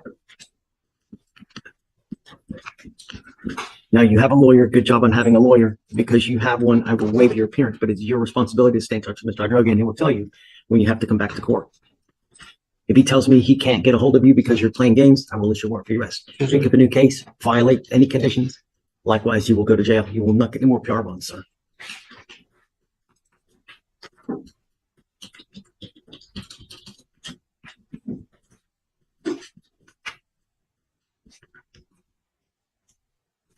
All right, I'll have you come up here, swear test that you're not going to drive. I'll get you Victoria sign and reset, and then you guys are good to go. Thank you, Judge. Maybe. Yes, sir. Thank you. All right, Judge, page 1. Miss Alasia Williams. Miss Williams, I'm sorry. Ma'am, you're charged with possession of marijuana. You're facing up to 6 months in jail and a $2,000 fine. We're going to do probable cause. You have the right to remain silent. Anything you say can or will be used against you. You have the right to have an attorney present if you cannot afford one. One will be afforded to you, ma'am. Yes, Judge. Okay. On November 14th, 2024, the officer observed the driver of a vehicle not wearing a seatbelt, and the traffic stop was initiated. The motor vehicle was occupied by a front right passenger, the defendant. The officer observed a strong odor of marijuana emitting from the vehicle, and the driver stated there were no drugs or weapons in the motor vehicle. Prior to the motor vehicle search, the defendant stated she had a weapon inside the motor vehicle, and a search was conducted where the officer found a purse on the passenger seat containing a 9mm handgun and a bag containing a green leafy substance identified as marijuana based on training experience. The weight of the marijuana was 3.1 grams. So they said there was a smell of. There was an odor, yes, Your Honor. So what happened with the driver? I don't see a connected case for the driver, Your Honor. Ma'am, I'm going to find that there's probable cause to go forward with your case. How old are you, ma'am? What do you do for a living? I didn't hear you. What's your said a DJ, Your Honor. Oh, you're a DJ. Okay. And where do you work? I just like bookings, parties, events, weddings, family reunions. Okay. No more marijuana, ma'am. As long as you can abide, then we'll be fine. How much money do you make a month, ma'am? 800 On average, what do you say? What do you think? in a week. A month, on average. Are you able to afford a lawyer? You sure? Do you want to apply for a court-appointed lawyer, ma'am? It's okay. Let me give you a lawyer, okay? Just don't get in any trouble. Okay, all right. Do you mind giving me a lawyer, please? An application. I need you to fill an application for me. Fill it out. And then I'll have you sign a receipt with Victoria. We'll have you take a seat in jury box while we find your lawyer, okay? Please.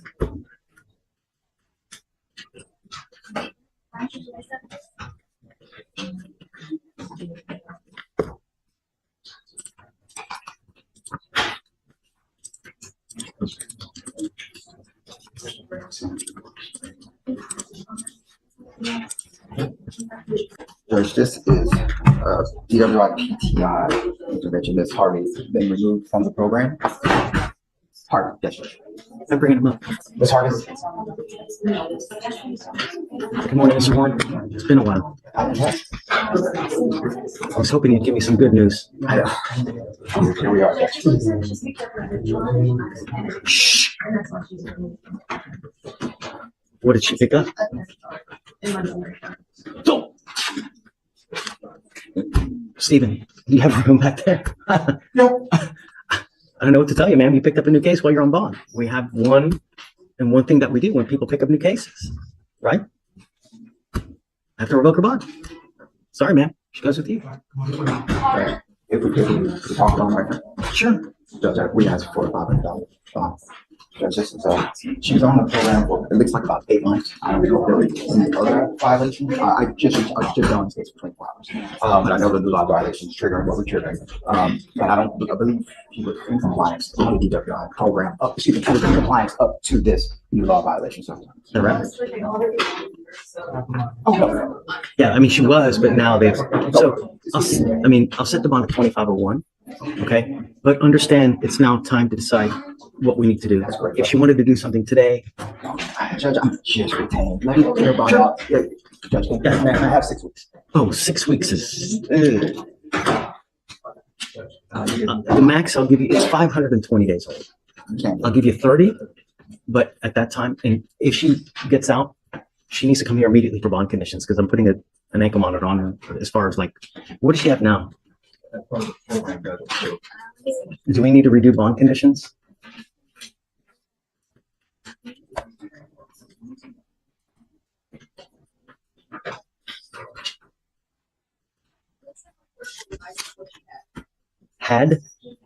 She still has. Okay, she has to remain in compliance, and you need to advise her that she's got to remain in compliance with that. If that goes out, the bond is. That's correct, Judge. I advise her upon the initial consultation. So here's the deal. She's going to auto-populate on Monday. Well, I bet she's going to bond out. Yes, so she'll be back here within the next 7 days, and then I guess we'll come back at that time, give you a little bit more time for you guys to decide what you want to do. But after that, it's clear trial. Okay, Mr. Warren. Thanks. Let you know, I didn't tell you earlier. There's a time. Any good news? No, Taylor. Yeah.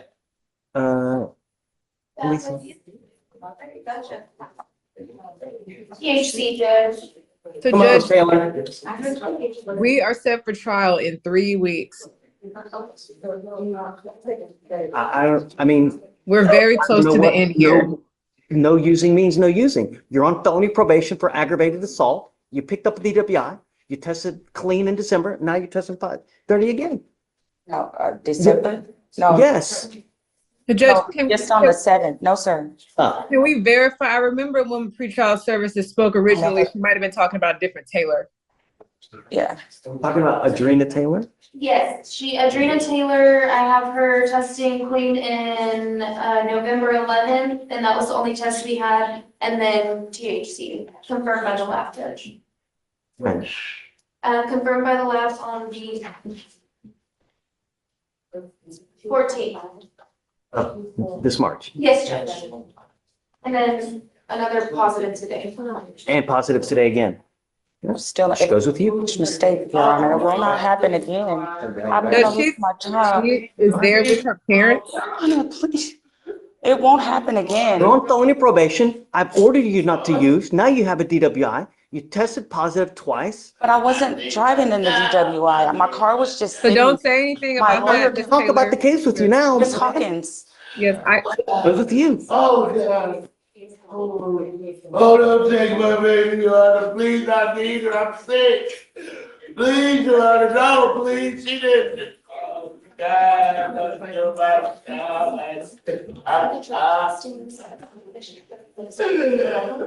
God. Oh, God. so she takes care of her dad, Judge, of her parents. Hold on, I'll try to get some help. She's got a lot on her plate. I'm sorry. I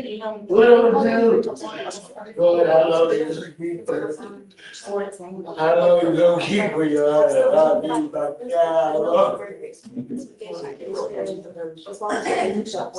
Ma'am, I can have you talk to the lawyer, okay? Please, please. I'll have her reach out to you guys here momentarily, okay? I need her down. I need her. I'm 6 feet. I need her. Jillian, I'll give them your number. Okay. Do you have anyone else you want to talk about? Yeah, George Williams. I got some more information.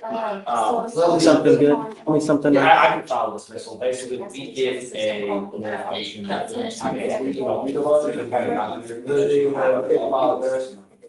I think I can dismiss that now. Jillian, Okay. okay, talk to me. I just feel really bad for my client. She has the worst luck in the world. I have had two chiefs tell me that they were going to dismiss Adrena Taylor's case, and one left the office the next day, and the other one got reassigned and said that she was just going to get the permission. DWI, they're going to dismiss a DWI outright? Well, yeah, it's a true operation issue, and it's not just like we want to take it to trial. I truly believe she was not operating that vehicle, and I'm confident we will beat it at trial. I really wish that it had been dismissed months ago, like it should have been. It's not. Well, let me have Blaze look at it. Jillian, who said they were going to dismiss it?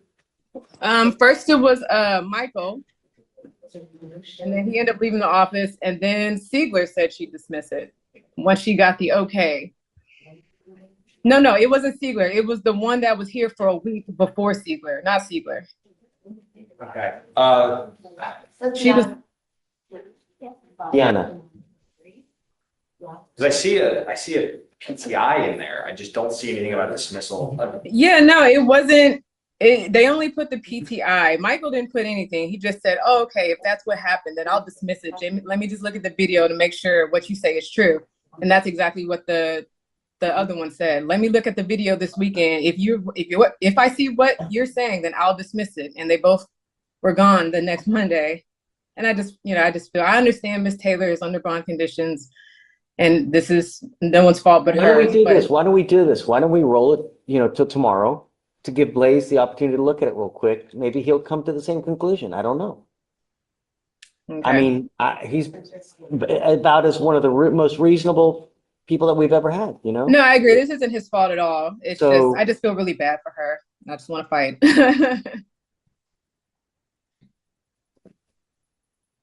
Sorry, I needed to look at it for my name on something. Well, listen, why don't we, look, don't do anything that you're gonna get in trouble. Let's roll it to tomorrow.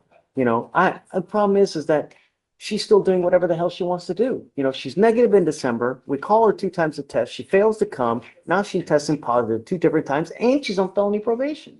I can't, if I let her go, I'm telling her it's okay for you to do whatever you want to do, and it's not. But look, let's roll it to tomorrow.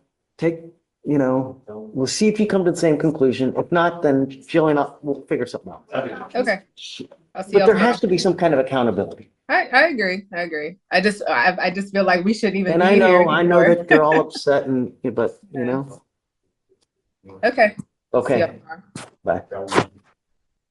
You're Freddie Perez? Yes, sir. Mr. Perez, you're charged with reckless driving. You're facing up to 30 days in jail and or a $500 fine. We're going to do probable cause. You have the right to remain silent. Anything you say can and will be used against you. You have the right to have an attorney present if you cannot afford one. One will be appointed to you, sir.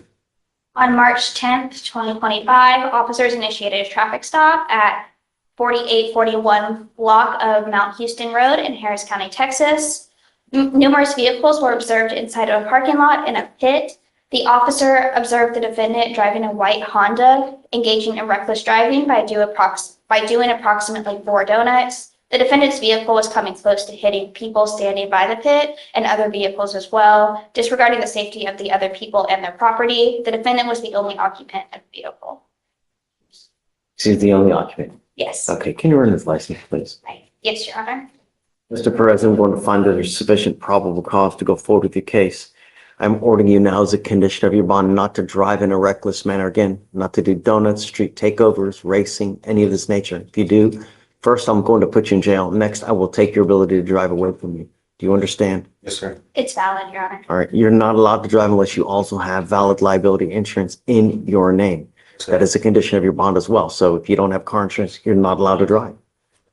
Do you have a lawyer today? No, sir. Do you have the ability to hire a lawyer? I'll have you fill out an application. I'll see whether you qualify. Do not leave until you sign our bond conditions. Deputy Miranda's going to give you an application. I'll have you sign a reset with Victoria, and then we'll have you take your seat in the jury box. So, Can I just say something? I want. No, don't. We'll talk later, please. Thank you. You are Catherine Olvera? Ma'am, you're charged with driving while intoxicated. You're facing up to a year in jail and or a $4,000 fine. We are going to do probable cause. You have the right to remain silent. Anything you say can or will be used against you. You have the right to have an attorney present. If you can afford one will be appointed to you, ma'am. Okay. On March 10th, 2025, at approximately 1 a.m., officers conducted a traffic stop at the 16,000 block of Katy Freeway on a white Lexus for speeding. The officer paced the motor vehicle traveling 85 miles per hour in a 60 miles per hour zone for approximately a quarter mile. The motor vehicle was also failing to maintain a single lane. The officer made contact with the defendant, the driver. The officer observed a strong odor of an alcoholic beverage, slurred speech, red glassy eyes, and the inability to balance. The defendant admitted to having 2 drinks prior to driving the motor vehicle. SFSTs were conducted. It was a 6 out of 6 on the HGN, a 5 out of 8 on the walk and turn, and a 1 out of 4 on the one-leg stand. The DIC was read and she consented to breath. The results were a .187 and a .185. She was identified by her driver's license.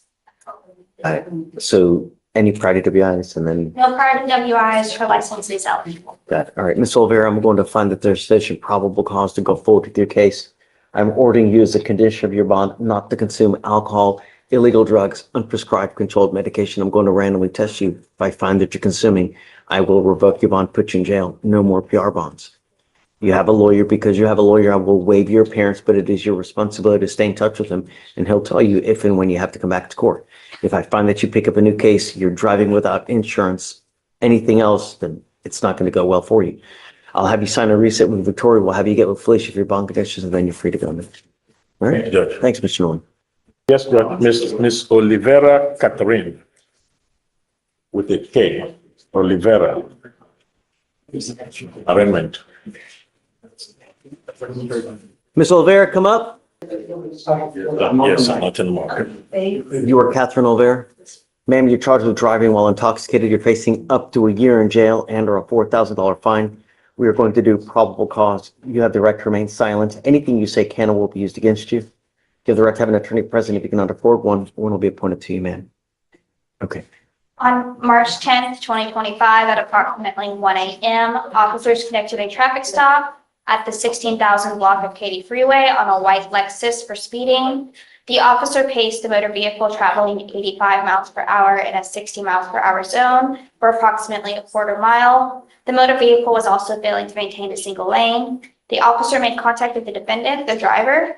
The officer observed a strong odor of an alcoholic beverage, slurred speech, red glassy eyes, and the inability to balance.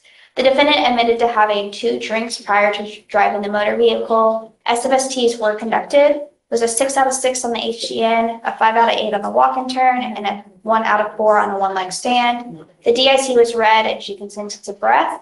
The results were a .187 and a .185. She was identified by her driver's license.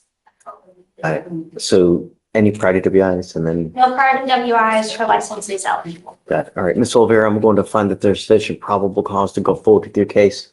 I'm ordering you as a condition of your bond not to consume alcohol, illegal drugs, unprescribed controlled medication. I'm going to randomly test you. If I find that you're consuming, I will revoke your bond, put you in jail. No more PR bonds. You have a lawyer. Because you have a lawyer, I will waive your appearance, but it is your responsibility to stay in touch with him, and he'll tell you if and when you have to come back to court. If I find that you pick up a new case, you're driving without insurance, anything else, then it's not going to go well for you.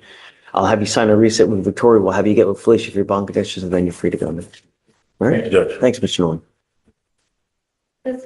You said Kamisha Johnson? Yes, is that how you pronounce your name? Yes, sir. Yes, Judge. Kamisha You're Johnson. appointed on the case? Yes. Did you just get appointed to the case? Got appointed today, Judge. Okay. Judge, we already found PC and did long condition. Yeah, I thought we did. Just waiting on council for a reset date. Okay. Yeah, you're good to go. Just, ma'am, don't drive. Above all else in the short life that we have, don't. I don't care what your justification is. If you drive, it's really not going to go well for you.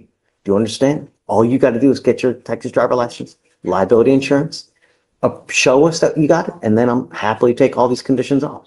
Can I ask a question? If I do my occupational license, thing, could You you? need to call DPS first, because if you've never had a license, that's going to be an issue.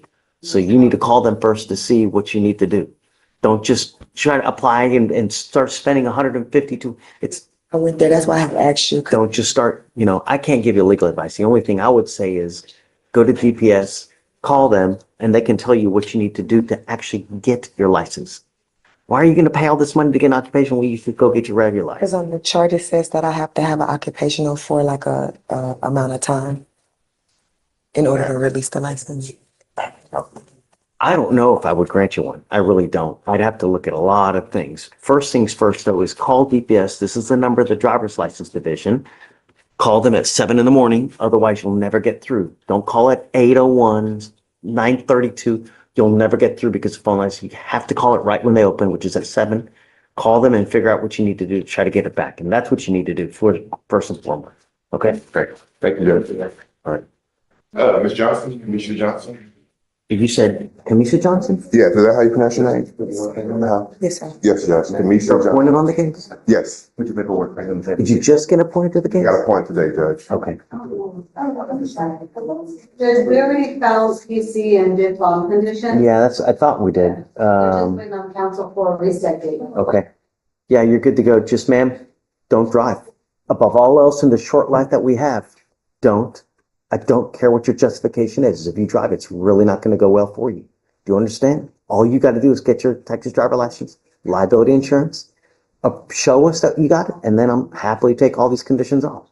Can I ask a question? If I do my occupational license, thing, could You you? need to call DPS first, because if you've never had a license, that's going to be an issue.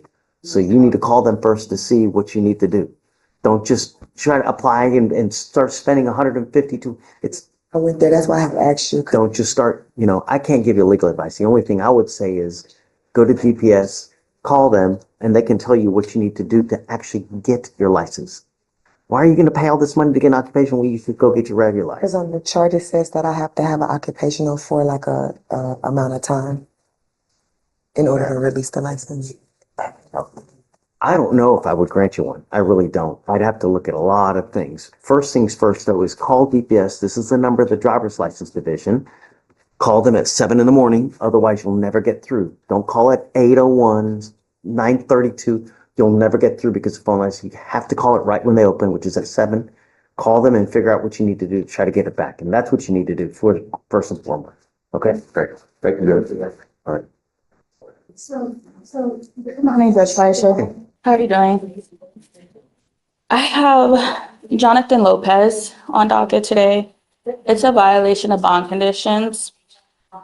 After speaking with him and looking at it, it looks like he signed for bond conditions on March 5th, and that was filed on March 5th, and that stated an address.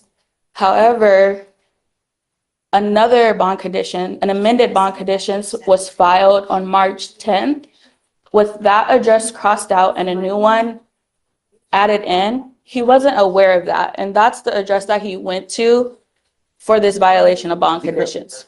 He's here. If I needed to, this was the case Yeah. where we came back for amended Moab. Brad was the attorney on it. We came in, we scratched out the old address. It looks like, based on what I saw, his client had initialed it, Brad had initialed it, and we sustained it. And it looks like as soon as he got out of jail, he went to that address. He's not aware of those. Let me pull it up. So you're saying he did? Yes, Judge. On the amended book, there's his initials on the amended book, as well as the attorney. I'll advise him. He was stating that he was unaware that that's why he was initialing. I told him I'll address it with him, but it's a presumption that he knows what he's signing. But I did tell him that I will bring it to your attention. Does he want? He's just basically saying that he didn't know what address that he was supposed to be prohibited from. He was under the impression that he's still supposed to be prohibited from the 20915 Barrow Street and not Owens. I told him I would address it with you. Okay. We could bring him out if you want to. I don't know. It's up to you. I mean, if you want to, but It looks like he's got a high bond on the felony case, huh? Yeah. And he's not made bond on that case, so he's got a high bond on our case as well. Your Honor, I think that's actually, so there's two Jonathan Lopez on the docket. One's a VPO. Oh, Sorry, Your Honor. I know what case you're talking about too. I see. Oh, this one is just a misdemeanor. This I have literally two Jonathan and Lopez's. Lopez's. Yeah. You're wrong. I have Santos. That's why. So this one, no, he just has this VPO.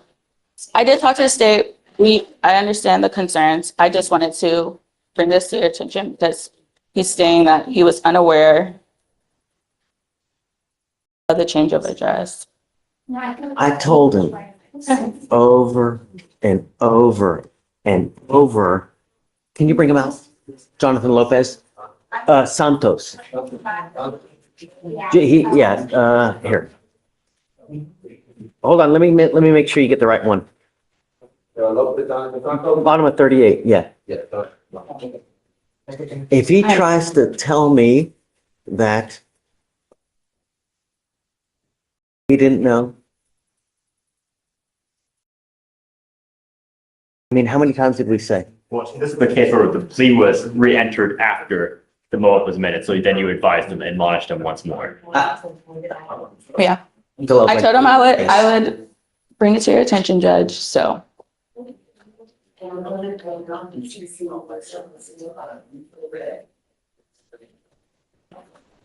So this is the one where we did, we did the plea on the terroristic threat, right?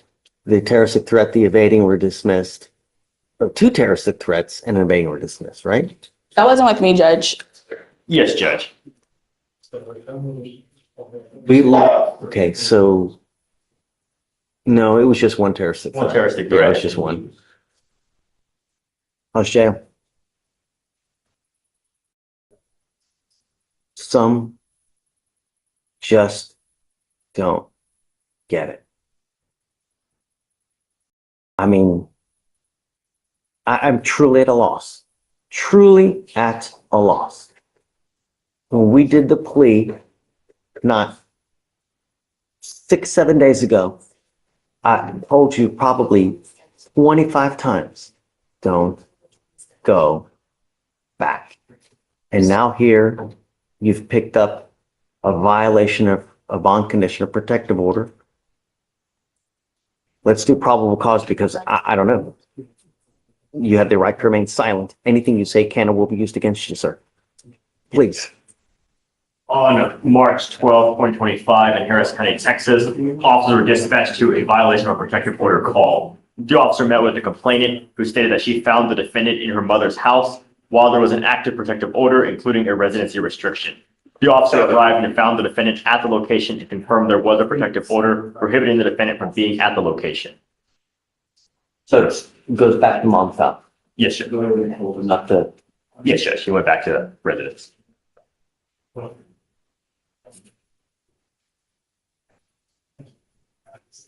I don't know what we're gonna, I don't know, I just want to make sure that he knows or that I wasn't there on the plea before. I just seen that the two different filings. He's saying that he didn't know the address. problem is that we have the wrong address. Right. So we amended. So he was admonished about the new address. And so far as the lawyer even went to the jail to go talk to him. Okay. To tell him. So I did. Okay. The lawyer did. Okay. Well, thank you, Judge. I didn't know that. I don't know if you're going to get out, but let me tell you something. And I want to make this really clear to you, Mr. Lopez, is that now with what you were charged with, the Texas Constitution does not allow me, but in extremely limited circumstances, this being one of those, to have a hearing to hold you at no bond, zero bond. This is that type of offense. I don't know if you're going to get out. I don't know if anyone is going to pony up the $5,000 to get you out. If someone does, I'm going to put an ankle monitor on you. If I find that you violate any of the conditions that I'm going to put on you now, I will have a hearing to hold you at no bond. Do you understand? I don't know what it's going to take to get you to hear me but perhaps that may be it. I don't want you to have any contact with the complaining witness in this case. I don't want you to have any contact with mom. I don't want you to have any contact with dad. I don't want you to have any weapons. I don't want you to go within 1,000 feet of where they live, or where they work, and the address listed in this order for protection. Do you understand? Can I have the address, sir? We will give it to you. Prior to me, I'm going to tell you this now, Ms. Strong, that prior to me accepting anything, any kind of plea bargain in this case, I would like to have a TRAS done to see how we go forward. Because I'm going to tell you now that every time that something, and I understand, Judge. okay, all right. Absolutely. Okay, so we need him to sign conditions real quick, and then we'll give him a copy of the MOA right here, and then he can go back. Thank you. Sure, and I'm gonna find probable conflicts. Okay. Hey, Judge, good morning. Hey, good morning. I have a case on docket today I emailed the prosecutors about. I just haven't gotten a response from them. So I saw Victoria's email and I thought I'd zoom on. I'm about to walk into court here in Brazos County. It's on Johnson. And I emailed Miss Watson, who I see is not there, but also I think Blaze was copied. It's just PTI documents showing that he's done everything. So you're saying that this one's ready to go? Yeah, it's ready to be dismissed. Okay, who did you send it to? Did you send it to Blaze? I sent it to Blaze and Mackenzie, but I know she's not there. Take it down. Cool. Yeah, he's being flanked every which way, so. Yeah, no worries. I just want to be sure we weren't going to miss anything. So I appreciate it, Judge. Yeah. You anyone else? No, that's it. I just wanted to call and check in on that. Okay, so just go. If there's a problem, I'll call you. All right, cool. You don't have to wait just for the sake of waiting. Okay, thank you. Hello. Do you know what your lawyer had worked out for you to do, sir? Today? No. What you were supposed to do between the last setting and today, what were you supposed to do? He told me I needed to go to a mental health evaluation or something like that. All you had to do was walk in, tell them that you're there to do it, and then they would have done the assessment. Okay. I don't understand why it never got done. I would suggest not a reason, because he's gonna give you a week. That's my Yeah, suggestion. that's all I need. Okay, so. Your case is 250 days old. Yes, sir. Unacceptable that it's gotten this old. I know, sir. I will give you a week. If you don't have it done in a week, I'm going to set your case for trial, and I'm not giving you any more resets. Okay. You'll be put to trial. That's good enough, sir. 1 week. Yes, sir. If you Yes, don't sir. understand what to do, Mr. Newman can help you out. That's why I Just no more excuses. Okay, yes, sir. Thank you, sir. Thank you so much. I'll get you. So, I'm here today on Carl Lee Powell. He's in custody. It's a bail review setting. He has a felony attached, and I spoke to DVD about the situation. And it is a little confusing because it appears when he was in felony court, the residence that he's supposed to stay away from is actually his mother's residence where he lives. The complaining witness is a roommate that he let a gentleman and this gentleman's girlfriend move in with him. And so In her house. with the mom, with the mom. And then the allegation is that the complaining witness stated that he, assaulted her on a different occasion. And then that's when the charges were filed. So, Complaining stated that Mr. Powell. yes, Okay. assaulted her. Okay. And then charges were filed and he was given bond conditions. And at that time, like January 31st, a MOET was signed. Okay. And he had an ankle monitor. But the complaining witness then went to a rehab facility for crack addiction, I believe. And so when she was out of the house, he goes back to felony court. He goes back home. He goes back to felony court. The judge allowed him to amend the bond condition so he can go back to that residence. Sure.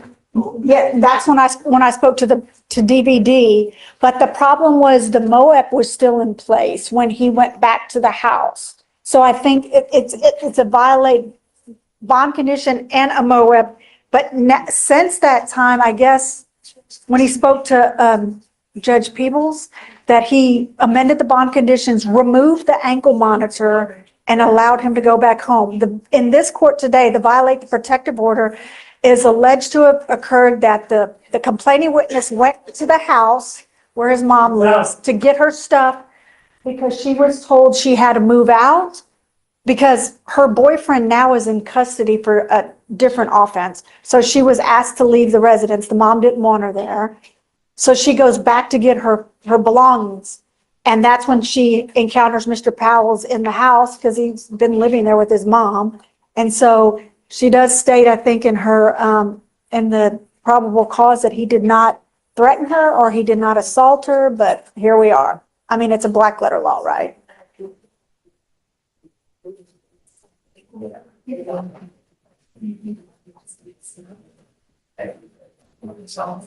Yeah. So obviously, I think everything's going to hinge on the felony case.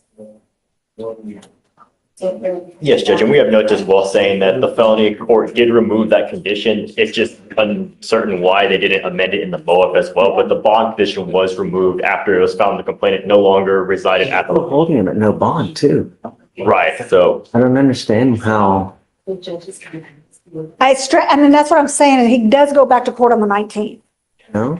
For the I mean, felony. with our case, the problem is that he's still in communication with her, which is still a violation, right? You can go back to the house, you just can't, I mean, and I'm assuming the only reason he could go back to the house is because she's in rehab and she's gone, right? But for her being in rehab, he still wouldn't be able to go there. Because I think the idea is that they don't have communication together. And I think the date was the February. And what I don't, the problem upstairs is they didn't try to anticipate if and when she would leave rehab to go back home, because if he's there, which he probably has nowhere else to go. Right. According to our case, she was there to get her belongings, and that's whenever they came into contact with one another. So ours is a good case then. Yes, technically, because based on the MOAB that wasn't amended, so. No. Because that's, No, but they still are having contact. Yes, That's the problem. just as- Not the fact that he's over. Just as pled. Well, he lives there. She came over to get her clothes because she was kicked out. It's his mom's house of 40 years. Right. Yeah. Right. And then she came. And his mom is a complaining witness. No, Who's a complaining witness? Complaining witness. he moved in roommate. basically to crackheads to the house. And it's a guy and the girlfriend. And then the girlfriend had to leave. And then the boyfriend of that girlfriend, it's not him. So basically he moves in two buddies, two friends. Right. I get that. So it says here. And the woman is the girlfriend of the One guy. Yeah, one So guy. That's Miss Scott. Yes, yes. Yes, So that's Miss Scott's not. not his mom. not his It's mom. not his mom. Good. So Miss Scott over to get her clothes.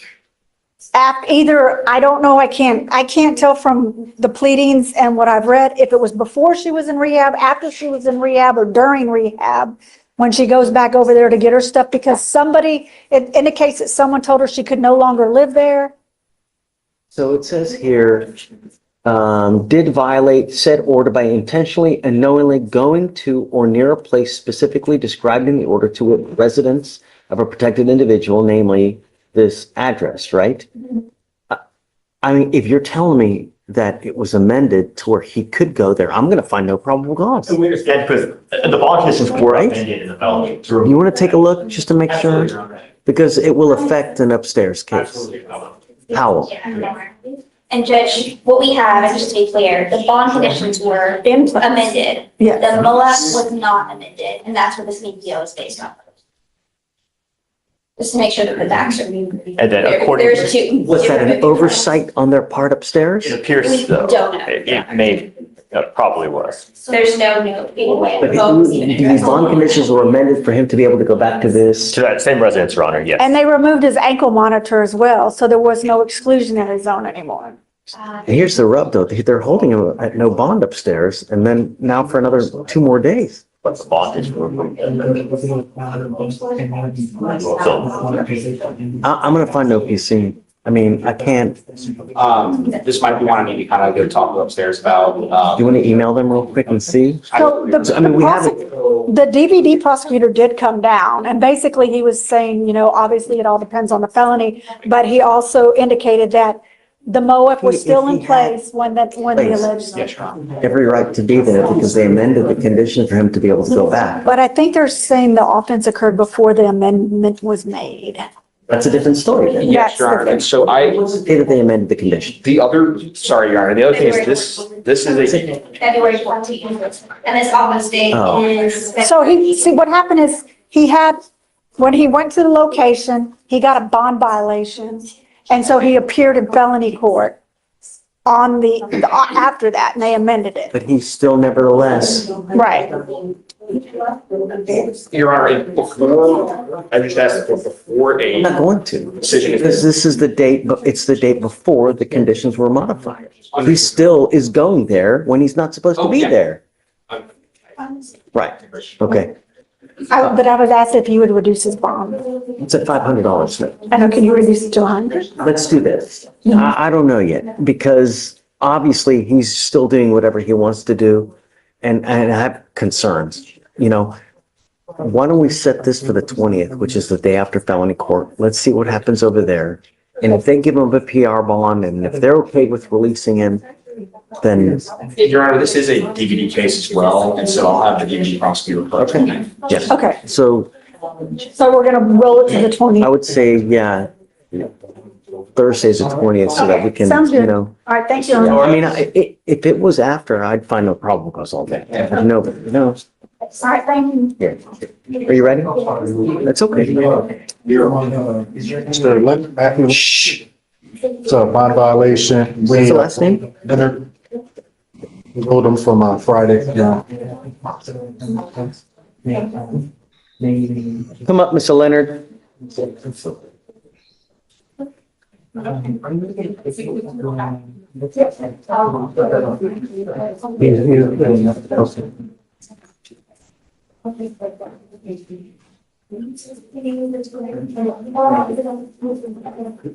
As of 3/4/25, you failed to get a portable device.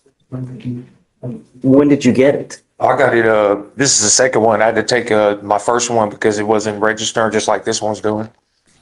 So, Your Honor, the long of it all is initially he had an order for an interlock. Doesn't have a car. This case happened. The date of the incident is like years ago. There was an accident. It was a 2B because he was hospitalized in the accident. There was a blood draw, determined that he was over the limit or whatever. So he comes to court and he's ordered to get an interlock, doesn't have a car, tells them he doesn't have a car. There's a bond violation filed. First one is because he doesn't have a car, so he just decides not to get a device, right? No, Your Honor, I believe he was telling him, I don't have a car. I mean, in all fairness, I don't believe he knows that he's supposed to then say, hey, can we do the portable or something like that? I don't believe that I don't believe he understands that. I mean, now obviously he does because I think maybe about a week or so later, he was ordered to get the portable device. He went and got a portable device. I just, there were some issues with the portable device, and that's where this issue is coming in.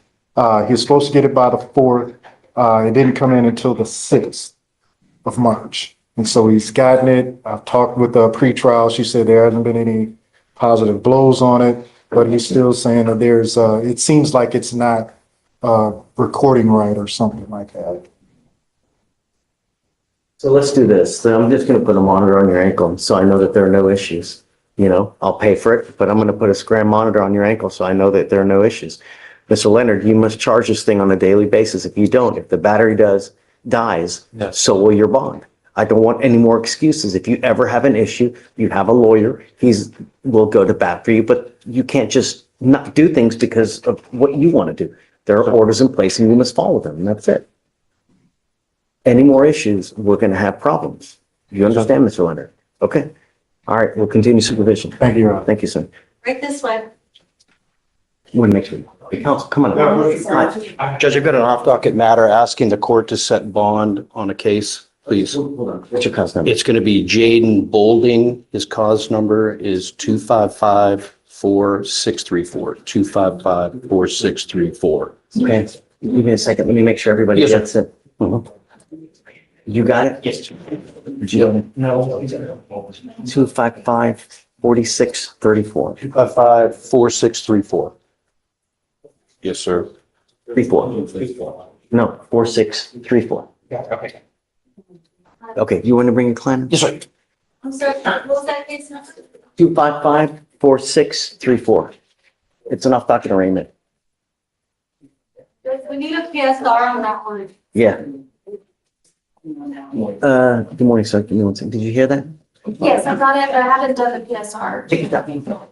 All right, good morning, Mr. Balding. Good morning, Your Honor. Mr. Balding, you were charged with assault of a family member.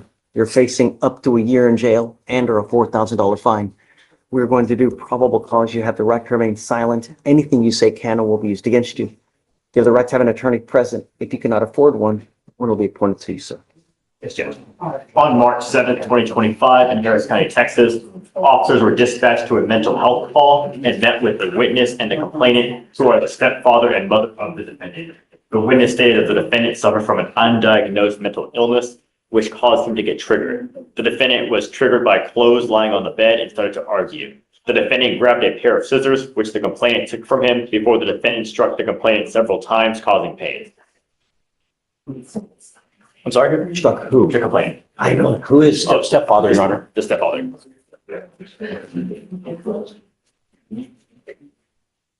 All right, Mr. Balding, I'm going to find that there's sufficient probable cause to go forward with your case. I am now entering in what's called a magistrate's order for emergency protection. This is a court order that identifies Mr. Lawson as a protected individual. You cannot commit family violence or an assault against this person. Commit an act in furtherance of an offense under section 42.072 of the Texas Penal Code, which is the stalking statute. You cannot threaten, harass, use another person to communicate threat or harassing behavior. You cannot be in possession of a weapon. This usually comes with a residential restriction. We need to figure out, are they here? They're not, but the state has Your Honor, conferred. We have spoke with them, and the complainant does want the defendant back at the residence. And we'll take off the residential restriction. How old are you, sir? I'm 27. You are not to consume alcohol, illegal drugs, or unprescribed controlled medication. And I'm telling you now that I'm going to test you for marijuana. If I find that you're using, it's not going to go well for you. Do you understand me? Yes, sir. I promise you, you're going to get tested. If I find that you're using, I will revoke your bond, put you in jail, no more PR bonds. I'm going to give you a PR bond today so that you don't go to jail. But if I find that you become a danger to my community, I will do everything in my power to protect every single person. I don't care what your excuse is. I don't care what you're going through. If there are issues, now is the time for you to take care of them. I hope that this is enough of a wake-up call that I don't have to put you in custody, because we have enough people in there now as it is. What do you do with yourself? Yes, sir. Are you in school? What do you do? I'm planning on going back to college, sir. But I cut hair and I produce and I engineer music, sir. Okay. Don't you work at You HEB? graduate from high Oh, school? and I work at HEB. Sorry, HEB is like my job, but it's in career. High school. Did you finish high school? Yes, sir. I graduated. It's time for you now to also start thinking of the future. You know, the more education you get, the more money you're going to make in life. And I'm going to tell you, this life is so great if you have money, and it's so terribly awful when you don't. I promise you, the farther you go, the more knowledge you get, because knowledge is power. This is what you're going to get. This is not good. Now you have a lawyer. Have you signed on yet? I will today, Judge. I need you to sign on. I have attorney of records in the tower. You have a lawyer. Because you have a lawyer, I will waive your appearance. You don't have to waste your time coming to court. But you've got to stay in touch with him, and he'll tell you if and when you have to come back.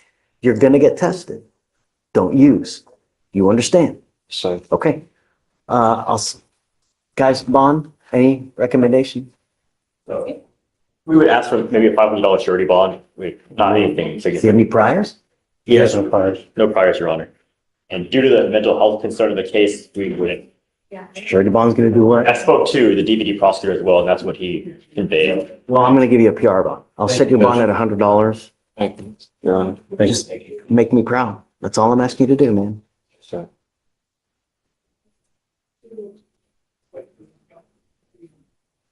So what we're going to do now is I'm going to have you go sign a reset with Victoria.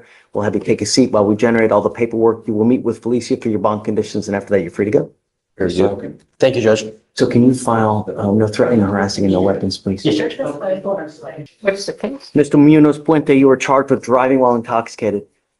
You are facing up to 6 months in jail and or a $2,000 fine. Dólares de multa. We're going to do probable cause. You have the right to remain silent. Anything you say can or will be used against you. You have the right to have an attorney present. If you cannot afford one, one will be appointed to you, sir. Yes, sir. On July 4th, 2019, the officer observed a white Ford Mustang pull out of a Citgo gas station parking lot onto the 200 block of East Little York Road. The officer observed the Mustang fail to drive in its designated lane, driving over the striped white line in between lanes 1 and 2 multiple times while other vehicles were on the roadway. The defendant was unable to control its speed and accelerated and decelerated multiple times. A traffic stop was initiated. The defendant was observed to have red glossy eyes, slurred speech, and swaying while he was standing. The officer also observed a strong odor of an alcoholic beverage. The defendant admitted to drinking 5 beers, and standard field sobriety tests were administered. HGN 6 out of 6, walk and turn 5 out of 8, one leg stand 3 out of 4. 2 spilled beers were found in the vehicle, and a search warrant was drawn and executed for the blood. Why is this case 2,083 days old? Just so speaking to him in 2019, he was arrested in the ICE detainer that was hit. He was picked up by immigration. He said when he was in the immigration court, they told him he could sign a waiver. Voluntary departure? Yeah, voluntary departure. That's what he did. Mr. Munoz Puente, you're going to find that there's sufficient probable cause to go forward with the case. I'm ordering you as a condition of your bond not to consume alcohol, illegal drugs, unprescribed controlled medication. I'm going to randomly test you. If I find that you're consuming alcohol or illegal drugs, I will revoke your bond. And I'm going to put you in jail. I don't know what your immigration status is now. You now know what happens when you go to jail. They will possibly deport you. And I'm going to tell you, if you come back and you don't come back with the proper documentation, it could be 5 years minimum in federal custody on an illegal reentry charge. So when you do things the right way, good things happen. When you don't, there are serious consequences. If I find that you violate any of these conditions, I will put you in jail. Do you understand? Run his license, see if he has a valid license, please. There's no license on file, Your Honor. You are not allowed to drive. That is my most important position in this area now. If I find that you drive, I don't care what you I can have a contempt hearing. You can be facing an additional 6 months jail and $500 fine. I will have you sign with me now an affidavit. This is a promise that you're going to make to me that you're not going to drive. I don't care what is going on in your life. If you don't have a license, a Texas license, and liability insurance in your name, you are not allowed to drive.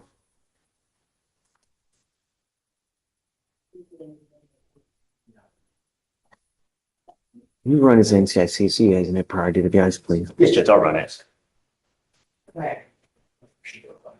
Your case number? It's 226-7399.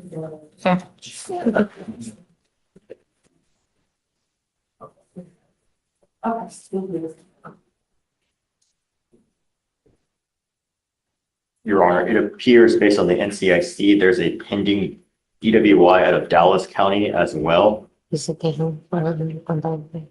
correct, Judge. He does have another open DWI in Dallas County. We picked it up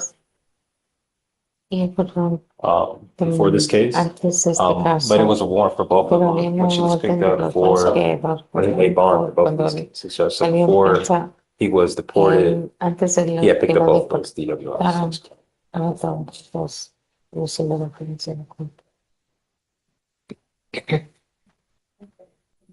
Did he get a PR bond in this case? Munoz pointed out.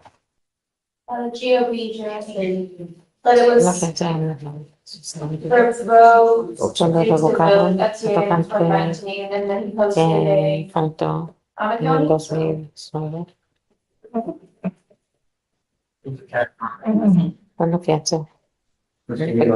going to put an ankle monitor on you, and I'm now giving you a code 7 to 7. If I find that you're out past 7 p.m., I will do everything in my power to protect the community at all costs. Do you understand? Yes. Unacceptable. Counsel, were you going to say something?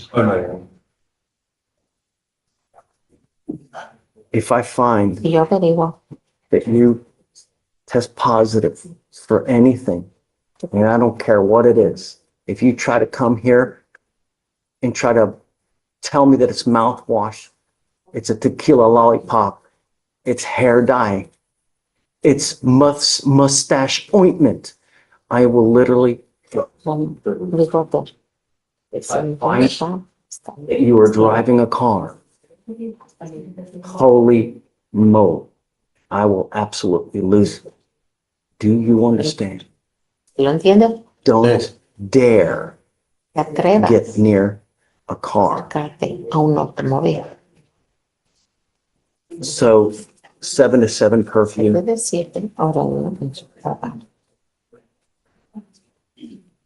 SCRAM monitor. No alcohol, no drugs. Is all discovery in? Yes, Judge, everything did. Okay, so counsel, I'm gonna give you a 30-day setting. At that point, you gotta come back and let us know what you want to do.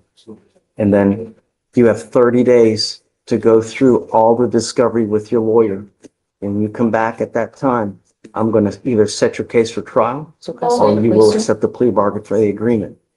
But at 2000, and I know that the issues may have happened, but with another DWI open, it's time to do something about it.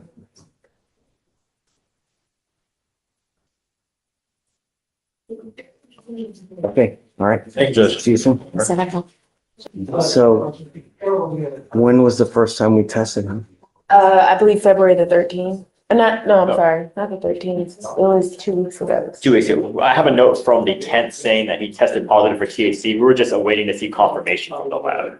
The lab was confirmation has not come back. When did we first test him, Lisa?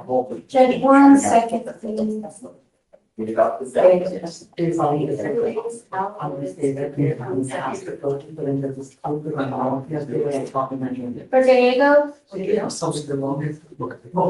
When was the first, we ordered him not to use when he first got here, correct?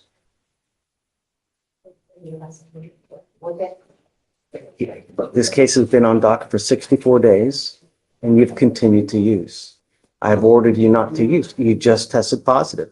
You first came here 64 days ago. I ordered you not to use and you tested positive yesterday? Sorry, Judge, it's loading. Take your time. I have positive on January 17th and then a positive on 3/10. He was, I understand the test, but my client's very comfortable with me and he was quite confused as to how the results came up positive because I can tell you why. Hey, I'm revoking your bond. You're going into custody. He goes with you. I told you.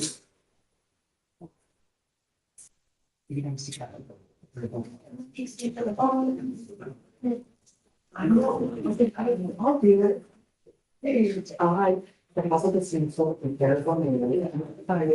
here's what we'll do. We'll give it a couple days. I'll admonish him. Let him out. And clean out. If he cleans, great. If he doesn't, he goes back in. Can a couple days be like Wednesday? I'm okay with Thursday. Okay. Yeah, for sure. And for Baptiste, I had filed a motion to withdraw. in your queue. Is he on land? Huh? No, he's not on docket. But he doesn't have an attorney, so I don't know if the court wants to appoint. I'm just like, I don't see him in the docket today. oh, he's not. I'm just. No. So we got to get him on the Oh, docket. he's on the docket. Then Right. I don't just grant because before I've done it, granted, and the defendant gets here, where's my lawyer? I just gave him Got money. it. Okay, that makes sense. So On docket. take Okay. whatever you want and then we can do it. All right. Thank you. Ms. Wilson, you are charged with driving while intoxicated. You're facing up to 6 months in jail and or a $2,000 fine. You have worked out an agreement where they're offering you 180 days in jail to be probated for 18 months. As part of this agreement, you will do a DWI education class. Is it a true first state? You will do It's true first. you will do a DWI education class. You will do, I guess there's no victim impact panel. You will do a TRAS, which is an evaluation to see what other conditions you may need. If they assess other conditions, you must fulfill them.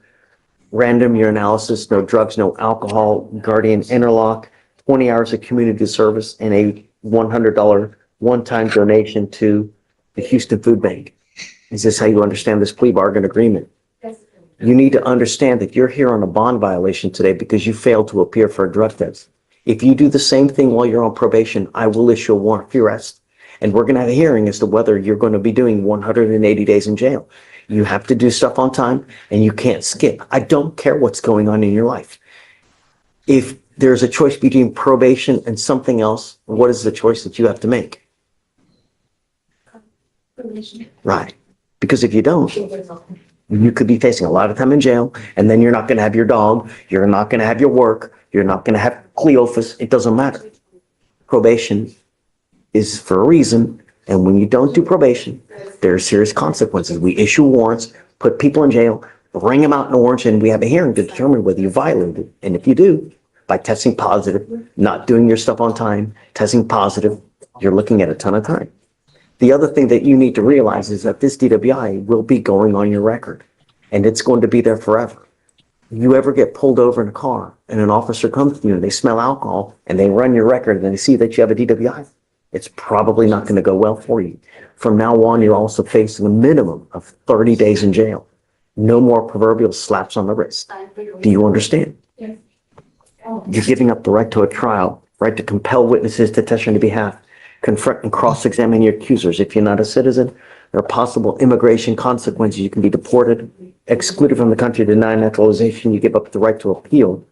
So once you accept this agreement, there's no changing this. This is what you want to do. Yes. How do you plead to the offense, man? Guilty or not guilty? Guilty. I'll find you guilty. Do you know what happened on the ALR hearing? Can you run a license, please, Alex? What I'm trying to allude to is that I don't know what has happened with your license. I'm not going to suspend your license, but it's very possible that it got suspended through the administrative hearing versus DPS. If it did, your license and it is suspended, you're not allowed to drive, and that will also be a condition of your probation. There's a current ALR suspension, Your Honor. So your license is currently under suspension. You cannot drive. If you drove here, you can't drive home. It's suspended. Do you understand? So get the license back. Do you have children, ma'am? No. Okay. All right. Good luck to you. Thank you. Thank you. Thank you, Your Honor. All right. Coming up, gentlemen. All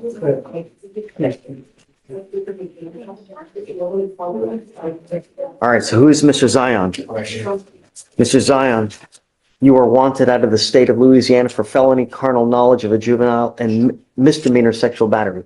Are you waiving formal extradition, sir?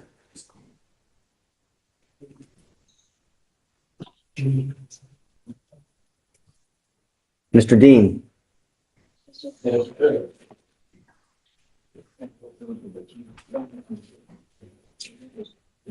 You were also wanted out of the state of Louisiana, you for second-degree murder, attempted second-degree murder as alleged. Are you also waiving formal extradition, sir? Okay, good luck, gentlemen. All right, good morning, Mr. Torres. Sir, you're charged with driving while intoxicated. You're facing up to a year in jail and or a $4,000 fine. You guys have worked out an agreement where they're offering you 1 year in Harris County Jail to be probated for 15 months. You will do a repeat offender DWI education class, 2 victim impact panels. You must also do a TRAS to see what other conditions you may need. You must fulfill all those conditions. If you don't, then into jail you will go. We will have a hearing. You will be facing a year in jail. You must do a TRAS, no drugs, no alcohol, guardian interlock, and 25 hours of community service. Is this how you understand the agreement, sir? You are giving up to compel witnesses to testify on your behalf, confront and cross-examine your accusers. If you are not a citizen, there are possible immigration consequences. You can be deported, excluded from the country, denied naturalization under federal law. You give up the right to appeal. So once you accept this agreement, there's no turning around. What happens on the next one? What happens? Jail time. No. Enhanced, yeah, felony. Prison time. 2 to 10 in the penitentiary is what you will be facing if you ever pick up another DWI. If I were you, even a sip of alcohol, I wouldn't get into a car. You need to understand that this is big business in Texas. And now there is also a surcharge that you will be required to pay because of this. Is it true or untrue that is a 0.15 or above? True the enhancement. You will be required to pay the $4,500 surcharge plus court costs that will be assessed in this case. And I'm going to tell you now, if you don't, every $100 that you owe, you will sit 1 day in jail. Do you understand? Your Honor.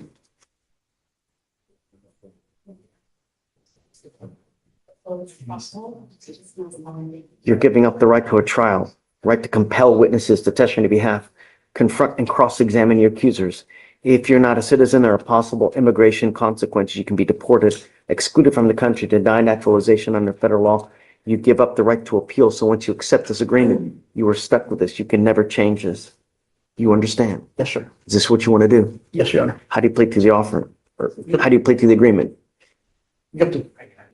What does he have now? Does he have a guardian in law? Yes, he does, Your Honor. You get the case number? No, I think Okay. it's over. I had it up and then I was like, maybe she has it. It's 2522036. Okay. Hey, Mr. Messina. Señor Messina, buenos días. Mr. Messina, you were Señor Mess- charged with assault of a family member. You are facing up to a year in jail and or a $4,000 fine. You have worked out an agreement where they are offering you 45 days in jail with credit for the 15 days that you have done. ¿Y ya sirvió? You need to understand that there is an affirmative finding of family violence in this case. What that means is that you can never own a gun or ammunition as a result of this case. Arma de fuego o por este caso. Okay. Also, if you ever pick up another one of these cases again, you will be facing a 3rd-degree felony, a minimum of 2 years in prison, a maximum of 10 years in prison. You understand? ¿Usted lo entiende? I understand. You're giving up the right to a trial, right to compel witnesses to testify on your behalf, confront and cross-examine your accusers. If you're not a citizen, there are possible immigration consequences. You can be deported, excluded from the country, denied naturalization under federal law. Bajo las leyes federales. I'm a citizen. You give up the right to appeal. A una apelación. Once you accept this agreement, you're stuck with this. It will go on your record. It will be there for the rest of your life. Y por todo su vida. Understood. Knowing this, do you still want to go through with this plea? Sabiendo todo, ¿quieres seguir con esta declaración? Yes. How do you plead to ¿Cómo the te offense declaras a of la assault of ofensa a family que me member? Guilty or not guilty? Guilty.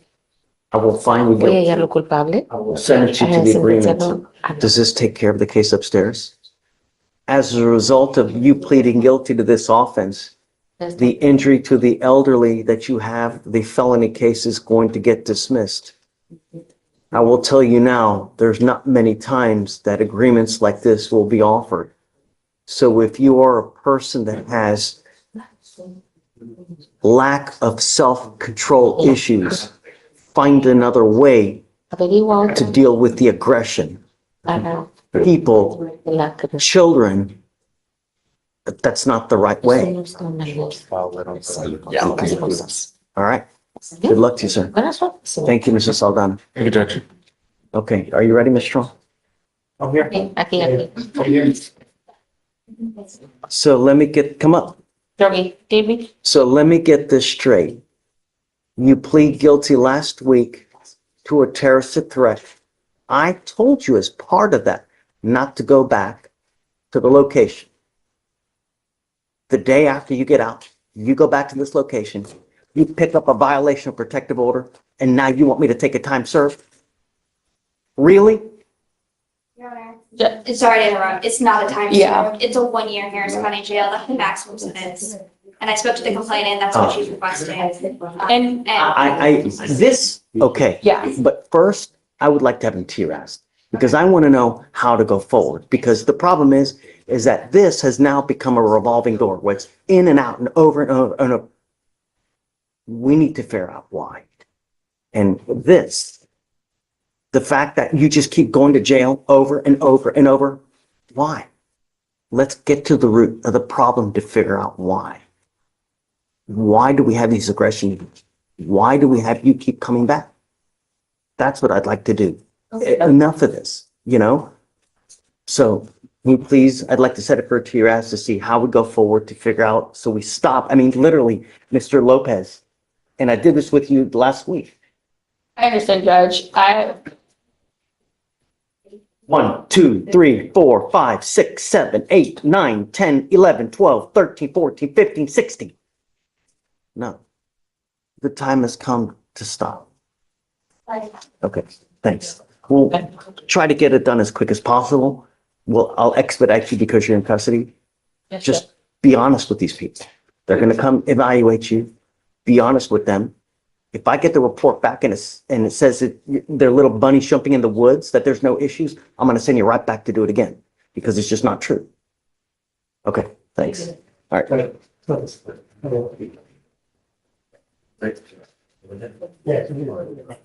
Your Honor, I am here on Miss Jessica Sanford. We had Miss Jessica Sanford here on an assault case. She picked up a felony PCS, Judge. Ms. Sanford.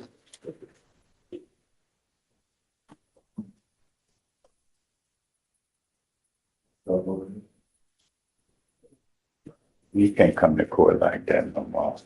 Did you think you were coming to the club today? No, sir. This is a courthouse. Yes, sir. I don't see a disco ball, man. For real. I just got off Don't work. come like this again. Yes, sir. I'm ordering you as a condition of your bond not to consume alcohol or illegal drugs. And I want to send you for a test now. Yes, sir. I want to know what, if anything, that you're going to test. And if I find that you pick up any new cases, I'm going to go absolutely bonkers on your bond. Do you understand me? Yes, sir. I'd like to send her for a test now and have her come back. Yes, sir. Judge, also she spelled on her second no-show for copy. She spelled to appear twice. I've called them the day of, and they've rescheduled it for April the 14th. Can you verify it? Can you Because- verify that? Yes, sir. We'll now make that a condition as well. Okay, I'll send an email. please. Okay. Mr. D, or John D, come on. Judge, I am approaching you on Miss Crawford.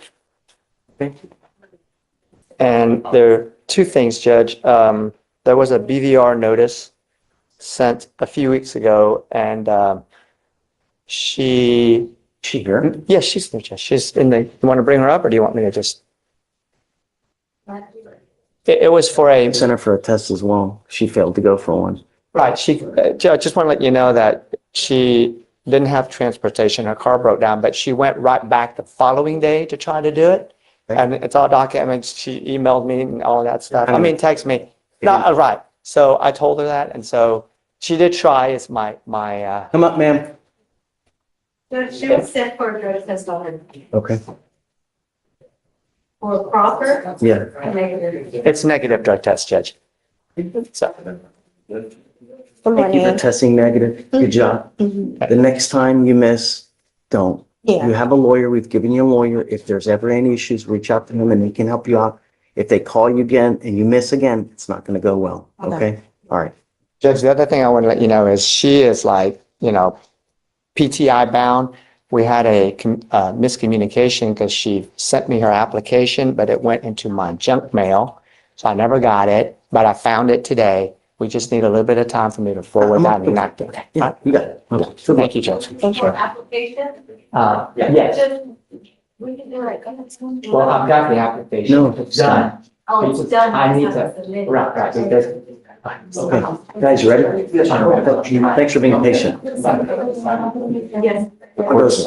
It's going well, Judge. Tell me Yourself? something nice. Yeah, Judge. We're here on Disaki, Dissake. Okay? He's giving us mitigation, Judge. He's in good contact. No, you've had it till December. He doesn't have it done still? He's gotten some things in. Please, is it yes or no? To me today. No, Judge. And I'm rolling it to tomorrow. And I'm going to roll it every single day until he gets it done. The only thing I asked, Judge, is I'm out of county tomorrow. Can we just at least Zoom. Can we do it Wednesday? But it's not a, He's got to be here. You can Zoom. Okay. I have Zoom for you. But since December, we're Yes, now in March 17th. I know, You want a back rub too? I can, Really? Not you. I can't make him, No, Judge. he's coming back tomorrow and every single day until he gets it done. Okay. Let him know. Thank you, Judge. I love you, man. All right, ready? So reapproaching on Mr. Gonzalez. Mr. Lord Crawford, you're charged with, Is John D on Zoom? Not, I can email him. he's on bond for theft and now he picked up a new case. Am I right?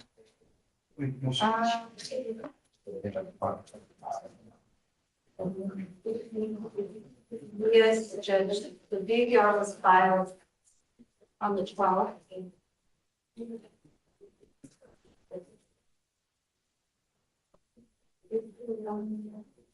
Hold on, Judge, I'm looking at the No. wrong one. Are you looking at Crawford, Lord? Lord Crawford. No, okay, he's on felony probation. That's what it was. Mr. Crawford, you're charged with theft. You're charged with evading arrest. You're facing up to a year in jail and or a $4,000 fine on the evading case. You're facing up to 6 months in jail and or a $2,000 fine on the theft case. We're going to do probable cause. You have the right to remain silent. Anything you say can or will be used against you. You have the right to have an attorney present. If you cannot afford one, one will be appointed to you. What time did he get to court today? But I'm not sure, but he was definitely late. We marked everybody in as one color and we switches colors and we did. Court starts at 8:30. It doesn't start at 9:02, 10:22, 11:51. It starts at 8:30. Do you understand? Yes, sir. No, I'm just telling you for future reference. Yes, sir. It starts at 8:30. It doesn't start at Mr. Crawford's time, our time. Yes, sir. Yes, sir. On March 11th, 2025, officers were dispatched to a theft in progress call and made contact with the complainant, the asset protection employee, who advised that multiple males were inside the business and were actively stuffing items inside bags and their pants. Upon arrival, the officers were in a fully marked uniform and fully marked patrol vehicle and saw two males run outside the store location. The defendant was observed carrying two shoe boxes while running. A foot pursuit commenced and the defendant dropped the shoe boxes and continued running for approximately 120 yards. The defendant attempted to jump a gate, at which point he was detained. The officer reviewed surveillance and observed the defendant enter the store, grab the shoe boxes, and then run past all points of sale while holding the stolen items. The total was $229.98. Where from? Gonna verify that. I see WSS is the name of the business. It's a retail store, Your Honor. Do you have co-defendants? Let me see, Your Honor. No, Your Honor. There's no other connected cases. Mr. Crawford, I'm going to find that there's sufficient probable cause to go forward with both of your cases, and I'm ordering you not to go back to the store. I am also ordering you not to consume alcohol, illegal drugs, or unprescribed controlled medication. If I find that you're using, it's not going to go well for you. Yes, sir. What do you do for a living? Currently trying to go back to school. So what are you doing with yourself nowadays? I'm helping my dad at home. He's Time for you now to get a full-time job. Yes, sir. And I'm gonna bring you back in 2 weeks and I want to see what you have done. If you've done nothing on either case, it's not going to go well. Do you understand? Sure. Could I ask a question? I'm not here to play around. And I hope that you're taking this seriously. You're on felony probation and you're looking at up to 10 years in prison and you've now picked up 2 cases. It's very possible they file a felony warrant for your arrest because of these 2 new cases. And you could be sitting in felony court for a very long time in custody because of these 2 new cases. Do you get my drift? Yes, sir. Straighten up and fly right, or it's not going to go well for you. So, we'll have him fill out an application and then I want him back in 2 weeks. I'm going to test you. Get ready. If you use, it's really not going to go well for you. If you pick up a 4th case, I will absolutely lose my shicer. Do you understand? Yes, sir. Okay. Come on, Deputy Miranda, please. Mr. Horn, you were charged with harassment. You're facing up to 6 months in jail and or a $2,000 fine. We're going to do probable cause. You have the right to remain silent. Anything you say can or will be used against you. You have the right to have an attorney present. If you cannot afford one will be appointed to you, sir. Yes, Judge. On March 6, 2025, the officer was dispatched to a residence in Harris County, Texas, in response to a telephone harassment type call. Upon arrival, the officer spoke with the complainant, who stated that the defendant is the complainant's ex-husband, saying threatening messages toward her, such as, "You better watch your back," and "This is a threat." The defendant advised the complainant to kill yourself, and the officer also observed a message saying, "You better run for the rest of your life because you're fucked." The complainant advised the officer that these messages did place her in fear of bodily injury, and the officer observed ongoing messages from the defendant. Your Honor, may I speak? No. Yes, sir. But may I do the probable cause? May I add something to the probable cause? So we have here the complainant that she's been receiving many text messages on her cell phones by the defendant, who's a complainant's ex-husband, saying, "You better watch your back. This is a threat." I guess he told her to go kill herself. What else? Did you have something you wanted to add? Well, the other thing I wanted to add, Your Honor, was after the law enforcement officer spoke with the complainant, that calls the defendant. Defendant told them he was angry, didn't want to hurt her, and then after they got off the phone, he texted him 8 more times. Okay. Mr. Horn, I'm going to find that there's sufficient probable cause to go forward with your case. I see a dismissed, hey, Blaze? Blaze, Sorry. I see a dismissed aggravated assault. Tell me that's the same complaining witness. It is the same complaining, let me just check, Your Honor, but it's the same name. Mr. Horn, I'm going to find that there's sufficient probable cause. I'm now going to put an ankle monitor on you so I know where you are at all times and you're not to have any contact with this person whatsoever. If I find that you have any contact, and I don't care what it is, I don't care if it's Fortnite, I don't care if it's Snapchat, I don't care if it's text message, I don't care if it's a smoke signal, I don't care if it's your aunt from your cousin's three times removed.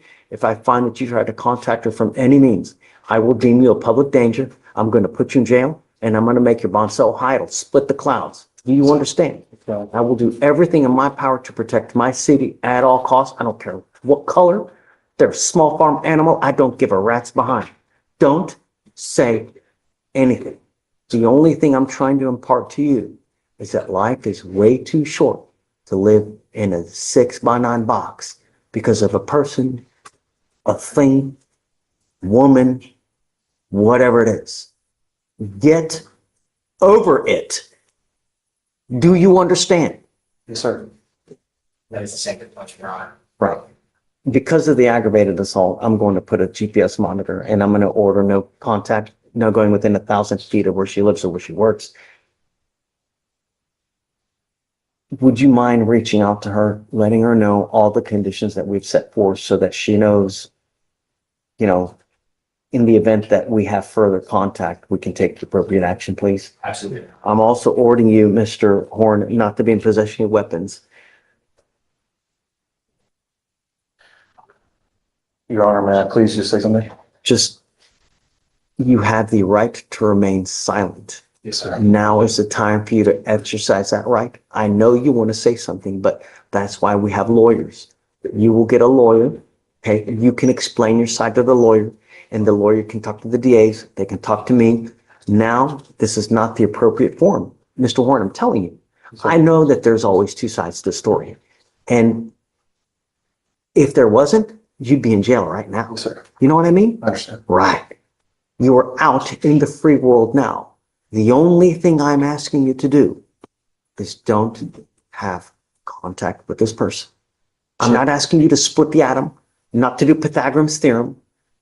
Don't have contact. It's extremely easy. I don't care what you have to do. I don't care what you have to say. There's no justification you can give for trying to contact this person. Do you have a child with this person? 2, sir. Okay. So you need to use an intermediary. That's what you need to do. I'm just trying to divorce her. We're not even divorced, sir. I'm not going to talk Yes, sir. to you. Yes, sir. I Yes, sir. don't want to Understand. talk to you. I do want to talk about it. As a father, you should have access to your child. Every father should have full access to their child, just like the mother. It doesn't matter if you're wearing pants, if you're wearing a skirt. None of that matters. You should get access. But I don't want you to have contact with her and using the kids as an excuse. You need to find an intermediary somehow. How old are you? 29. I have suppressors. I have SPRs. What do I do with all that stuff, sir? Stop. You ordered me not to have weapons, and I. Correct. Yes, sir. I don't want you to have weapons. So, do you have the ability to hire a lawyer? I have 2 working for me right now. One's for the divorce, one for some speeding tickets. I can hire a 3rd lawyer. Yes, sir. Yes, sir. I'm a concrete plant manager. Okay. So what I can do is I can give you an application for an appointed lawyer to see whether you qualify. I don't know. I give lawyers to nearly everyone here so that there's no excuse. But you still have to qualify because there are guidelines that I have to follow. So Deputy Miranda will give you an application now. I can have you fill it out. I will take a look to see whether you qualify. If you don't, I just can't give you a lawyer, right? And you'll be required to go hire lawyers. So, but be it as it may, don't have contact with this person. I don't care that you have children with this person. Don't use that as an excuse. You need to understand that I know that you want to see the kids. There's got to be a way to work it out, but no means no. You're the one that's going to end up in jail. All right, Deputy Miranda is going to give you an application. I'll have you sign a reset with Victoria. We'll have you get with Fleischer your bond conditions. Then I'll take a look at the application. Judge, how much is the bond? Over Adams? Ms. Brooker, you were charged with assault of a family member. You're facing up to a year in jail and or a $4,000 fine. You have worked out an agreement where they're offering you a 10-month deferred adjudication, which is a type of probation that if you complete successfully, you do not end up with a conviction on your record. You give up nearly every right known to man by entering into this agreement, Ms. Brooker. And I want you to understand that if you are on this probation and behave the way you have while on bond, it's really not going to go well. And if I find that you're using and you do things, you could end up in a treatment facility. Do you understand? That is a lockdown facility for a minimum of about a year if you respond well to treatment. If you don't, it could be a 15 to 18-month program. Do you understand? So when we mean no using, we are absolutely serious. When you have classes, you have to do them on time. When you have community service, you have to do it on time. As part of you, for you to complete this successfully, you must do an effective decision-making class. 4-hour anger management. You must also do a TRAS to see what other conditions you may need. If they assess other conditions, you must fulfill them. No drugs, alcohol, 20 hours of community service, and a $100 one-time donation to the Houston Area Women's Center. Is this how you understand it? You're giving up the right to a trial, right to compel witnesses to testify on your behalf, confront and cross-examine your accusers. If you're not a citizen, there are possible immigration consequences. You can be deported, excluded from the country, denied naturalization. You give up the right to appeal. So once you plead, you're stuck with us until you complete successfully or you get revoked. You also need to understand that there's an affirmative finding of family violence. If you ever pick up another case like this, you will be facing 2 to 10 at the penitentiary. Do you understand? Sure. Did you graduate from high school? Too. That's what we do. Instead of the community service, waive it. That, to me, is the absolute most important part of this. So she's enrolled currently in the GED program. Wonderful. Wait, I've been doing the classes. The minute you get your GED, I'll take you off. Well, gotta finish the class. Right. Okay. But I'm saying, the minute you finish and you get your GED, we'll take you off. So if you get it in a couple months, we'll take you off in a couple months. We'll take you off early if you do well. But I'm gonna tell you now, if you do poorly and you continue to test positive, it's really not gonna go well for you. Sure. Okay? All right. Waive all our fees. It's never about the money. I don't care about the money. Just do what you say you're gonna do. That's it. All right. Good luck. Thank you. Thanks, Judge. Ready? Yeah. So sorry, I had one more on docket. Sorry about that. I also had Robin Parks on docket, Judge. So eager to get. Right. I understand. Okay. Yes, so essentially there's an offer of the max 1 year in jail, Judge, or they would refile it potentially as a felon in possession. Today's the day to decide. Right. So she's rejecting the 1 year max offer. Are you gonna just refile it then, or, cause I'm gonna set it for trial now. I'll refile it, Judge. I'll give a grand jury date here next week. Okay. So what do you want to do? You want me to just, I'm gonna set up for trial now. I guess if 30 days is okay. Yeah, no. I mean, I have to give you at least 30 days. So we'll do, Attorney Warren? I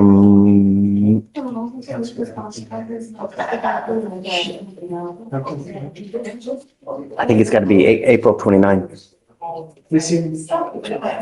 Your Honor, I'll alert the court as well as defense counsel whenever I am able to get that case in the grand jury. Are you really gonna indict it?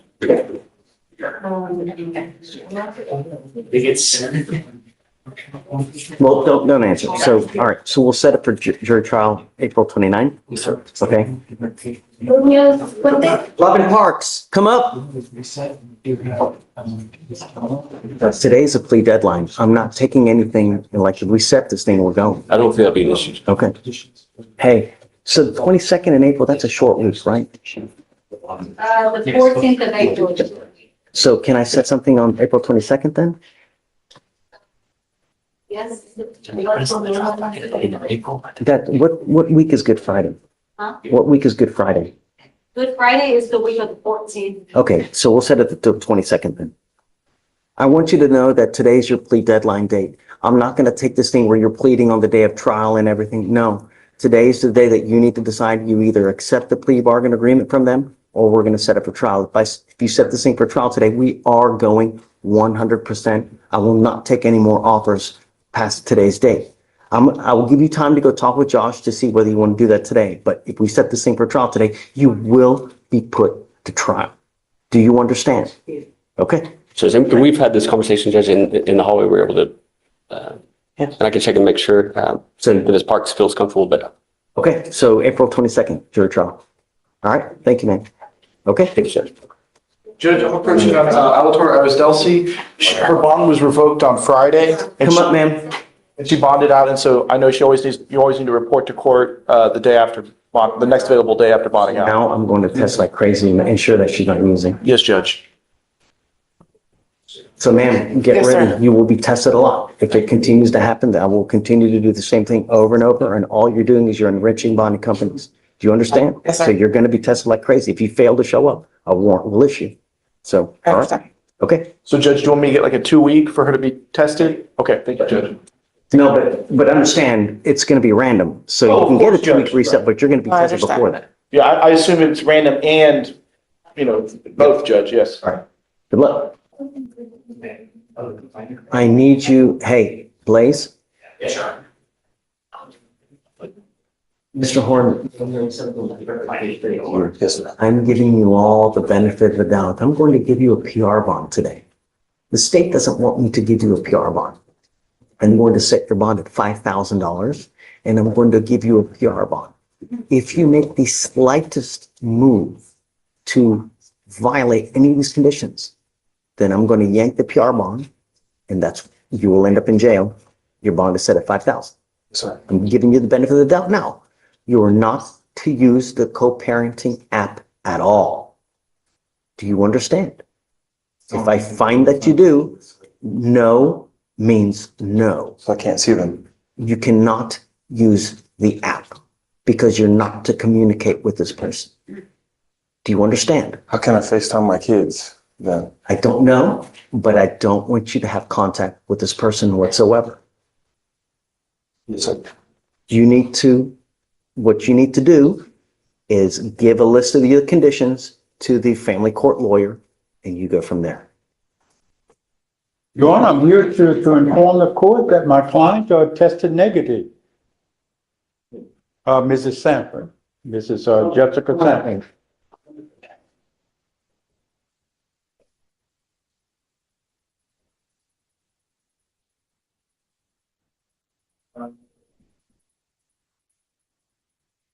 Good job testing negative, Sanford. Good job, really. That's all we're asking. Don't get in trouble anymore. Because I'm going to tell you now, you're on bond for the other case. You're going to get tested a lot more, as you will in here. Stay out of trouble. Did you get a new date for the eval? No, sir, Judge, I have to do that. We have to, I called Helena and she said because of the second no-show, they closed her file out and a new order will have to be. Okay, so let's do a new order, just take a seat for me, man. Take a seat. Do you need a new one?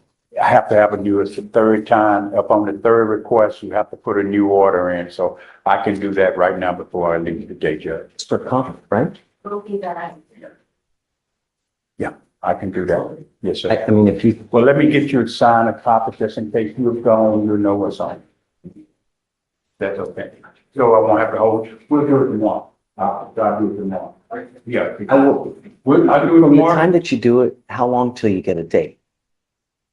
So when she missed her first one in February, her new appointment was about a month later. And she had a new one yesterday. Ma'am, you are charged with driving while intoxicated. You're facing up to a year in jail and or a $4,000 fine because of the high blow. We're going to do probable cause. You have the right to remain silent. Anything you say can or will be used against you. You have the right to have an attorney present. If you cannot afford one, one will be appointed to you, ma'am. Okay, good morning. Good morning, Your Honor. You ready, Your Honor? Yeah, yes, well. On March 9th, 2025, at approximately 4:30 p.m., officers were dispatched to a suspicious vehicle call at 11,000 block of Grant Road in Harris County, Texas. The wheel witness stated that the defendant was observed in the driver's seat, slumped over with her eyes closed, and slowly approaching the intersection. The witness followed the defendant's vehicle and was able to get her to pull over at Cypress Creek High School. The wheel witness believes the defendant was having a diabetic medical emergency. The defendant then left the location and drove on the wrong side of the road. The witness identified the defendant's vehicle, and the officer located the vehicle, and a traffic stop was initiated to check on the well-being of the defendant.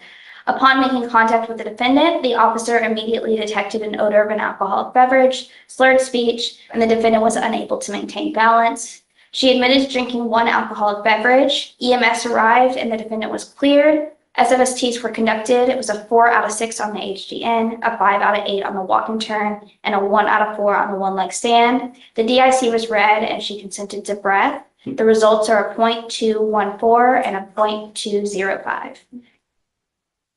Do you mind running her NCIC, please? And then whether she has a license? Yes. Ma'am, I'm going to find that there's sufficient probable cause to go forward with your case. I'm ordering you now as a condition of your bond not to consume alcohol, illegal drugs, unprescribed controlled medication. I'm going to randomly test you. If I find that you're consuming alcohol or illegal drugs, I will revoke your bond, put you in jail. No more PR bonds. Do you understand? Your Honor. She has a New Hampshire driver's license. It does not look like it's eligible. Do you And not have a license? I do have a license. You have a Texas driver license? No. I have a New Hampshire driver. It's not eligible. They're looking at the screen now. So you're not allowed to drive. It is your responsibility to get in touch with them to see what you need to do to get it back. But until that point, you're not allowed to drive. Your Honor, I'm sorry, I think I misspoke here. It looks like it is valid. It's a little bit different to read than Texas flood, so Okay. excuse me for that, but Not a it is problem. valid. Okay, unless you have a valid license and liability insurance, you're not allowed to drive. You need to have car insurance. Do you understand? Yes, If I sir. find that you drive without it, I likewise, I'm going to revoke your bond, put you in jail. No more PR bonds for you.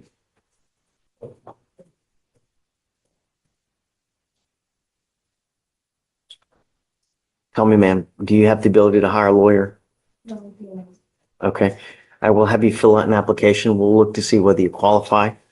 For now, I'm gonna have you, shit. For now, I'll have you go to Victoria, sign a reset. Deputy Miranda's gonna give you an application. I'll have you eventually meet with Fleischer for your bond conditions, and then we'll have you take your signature box, ma'am.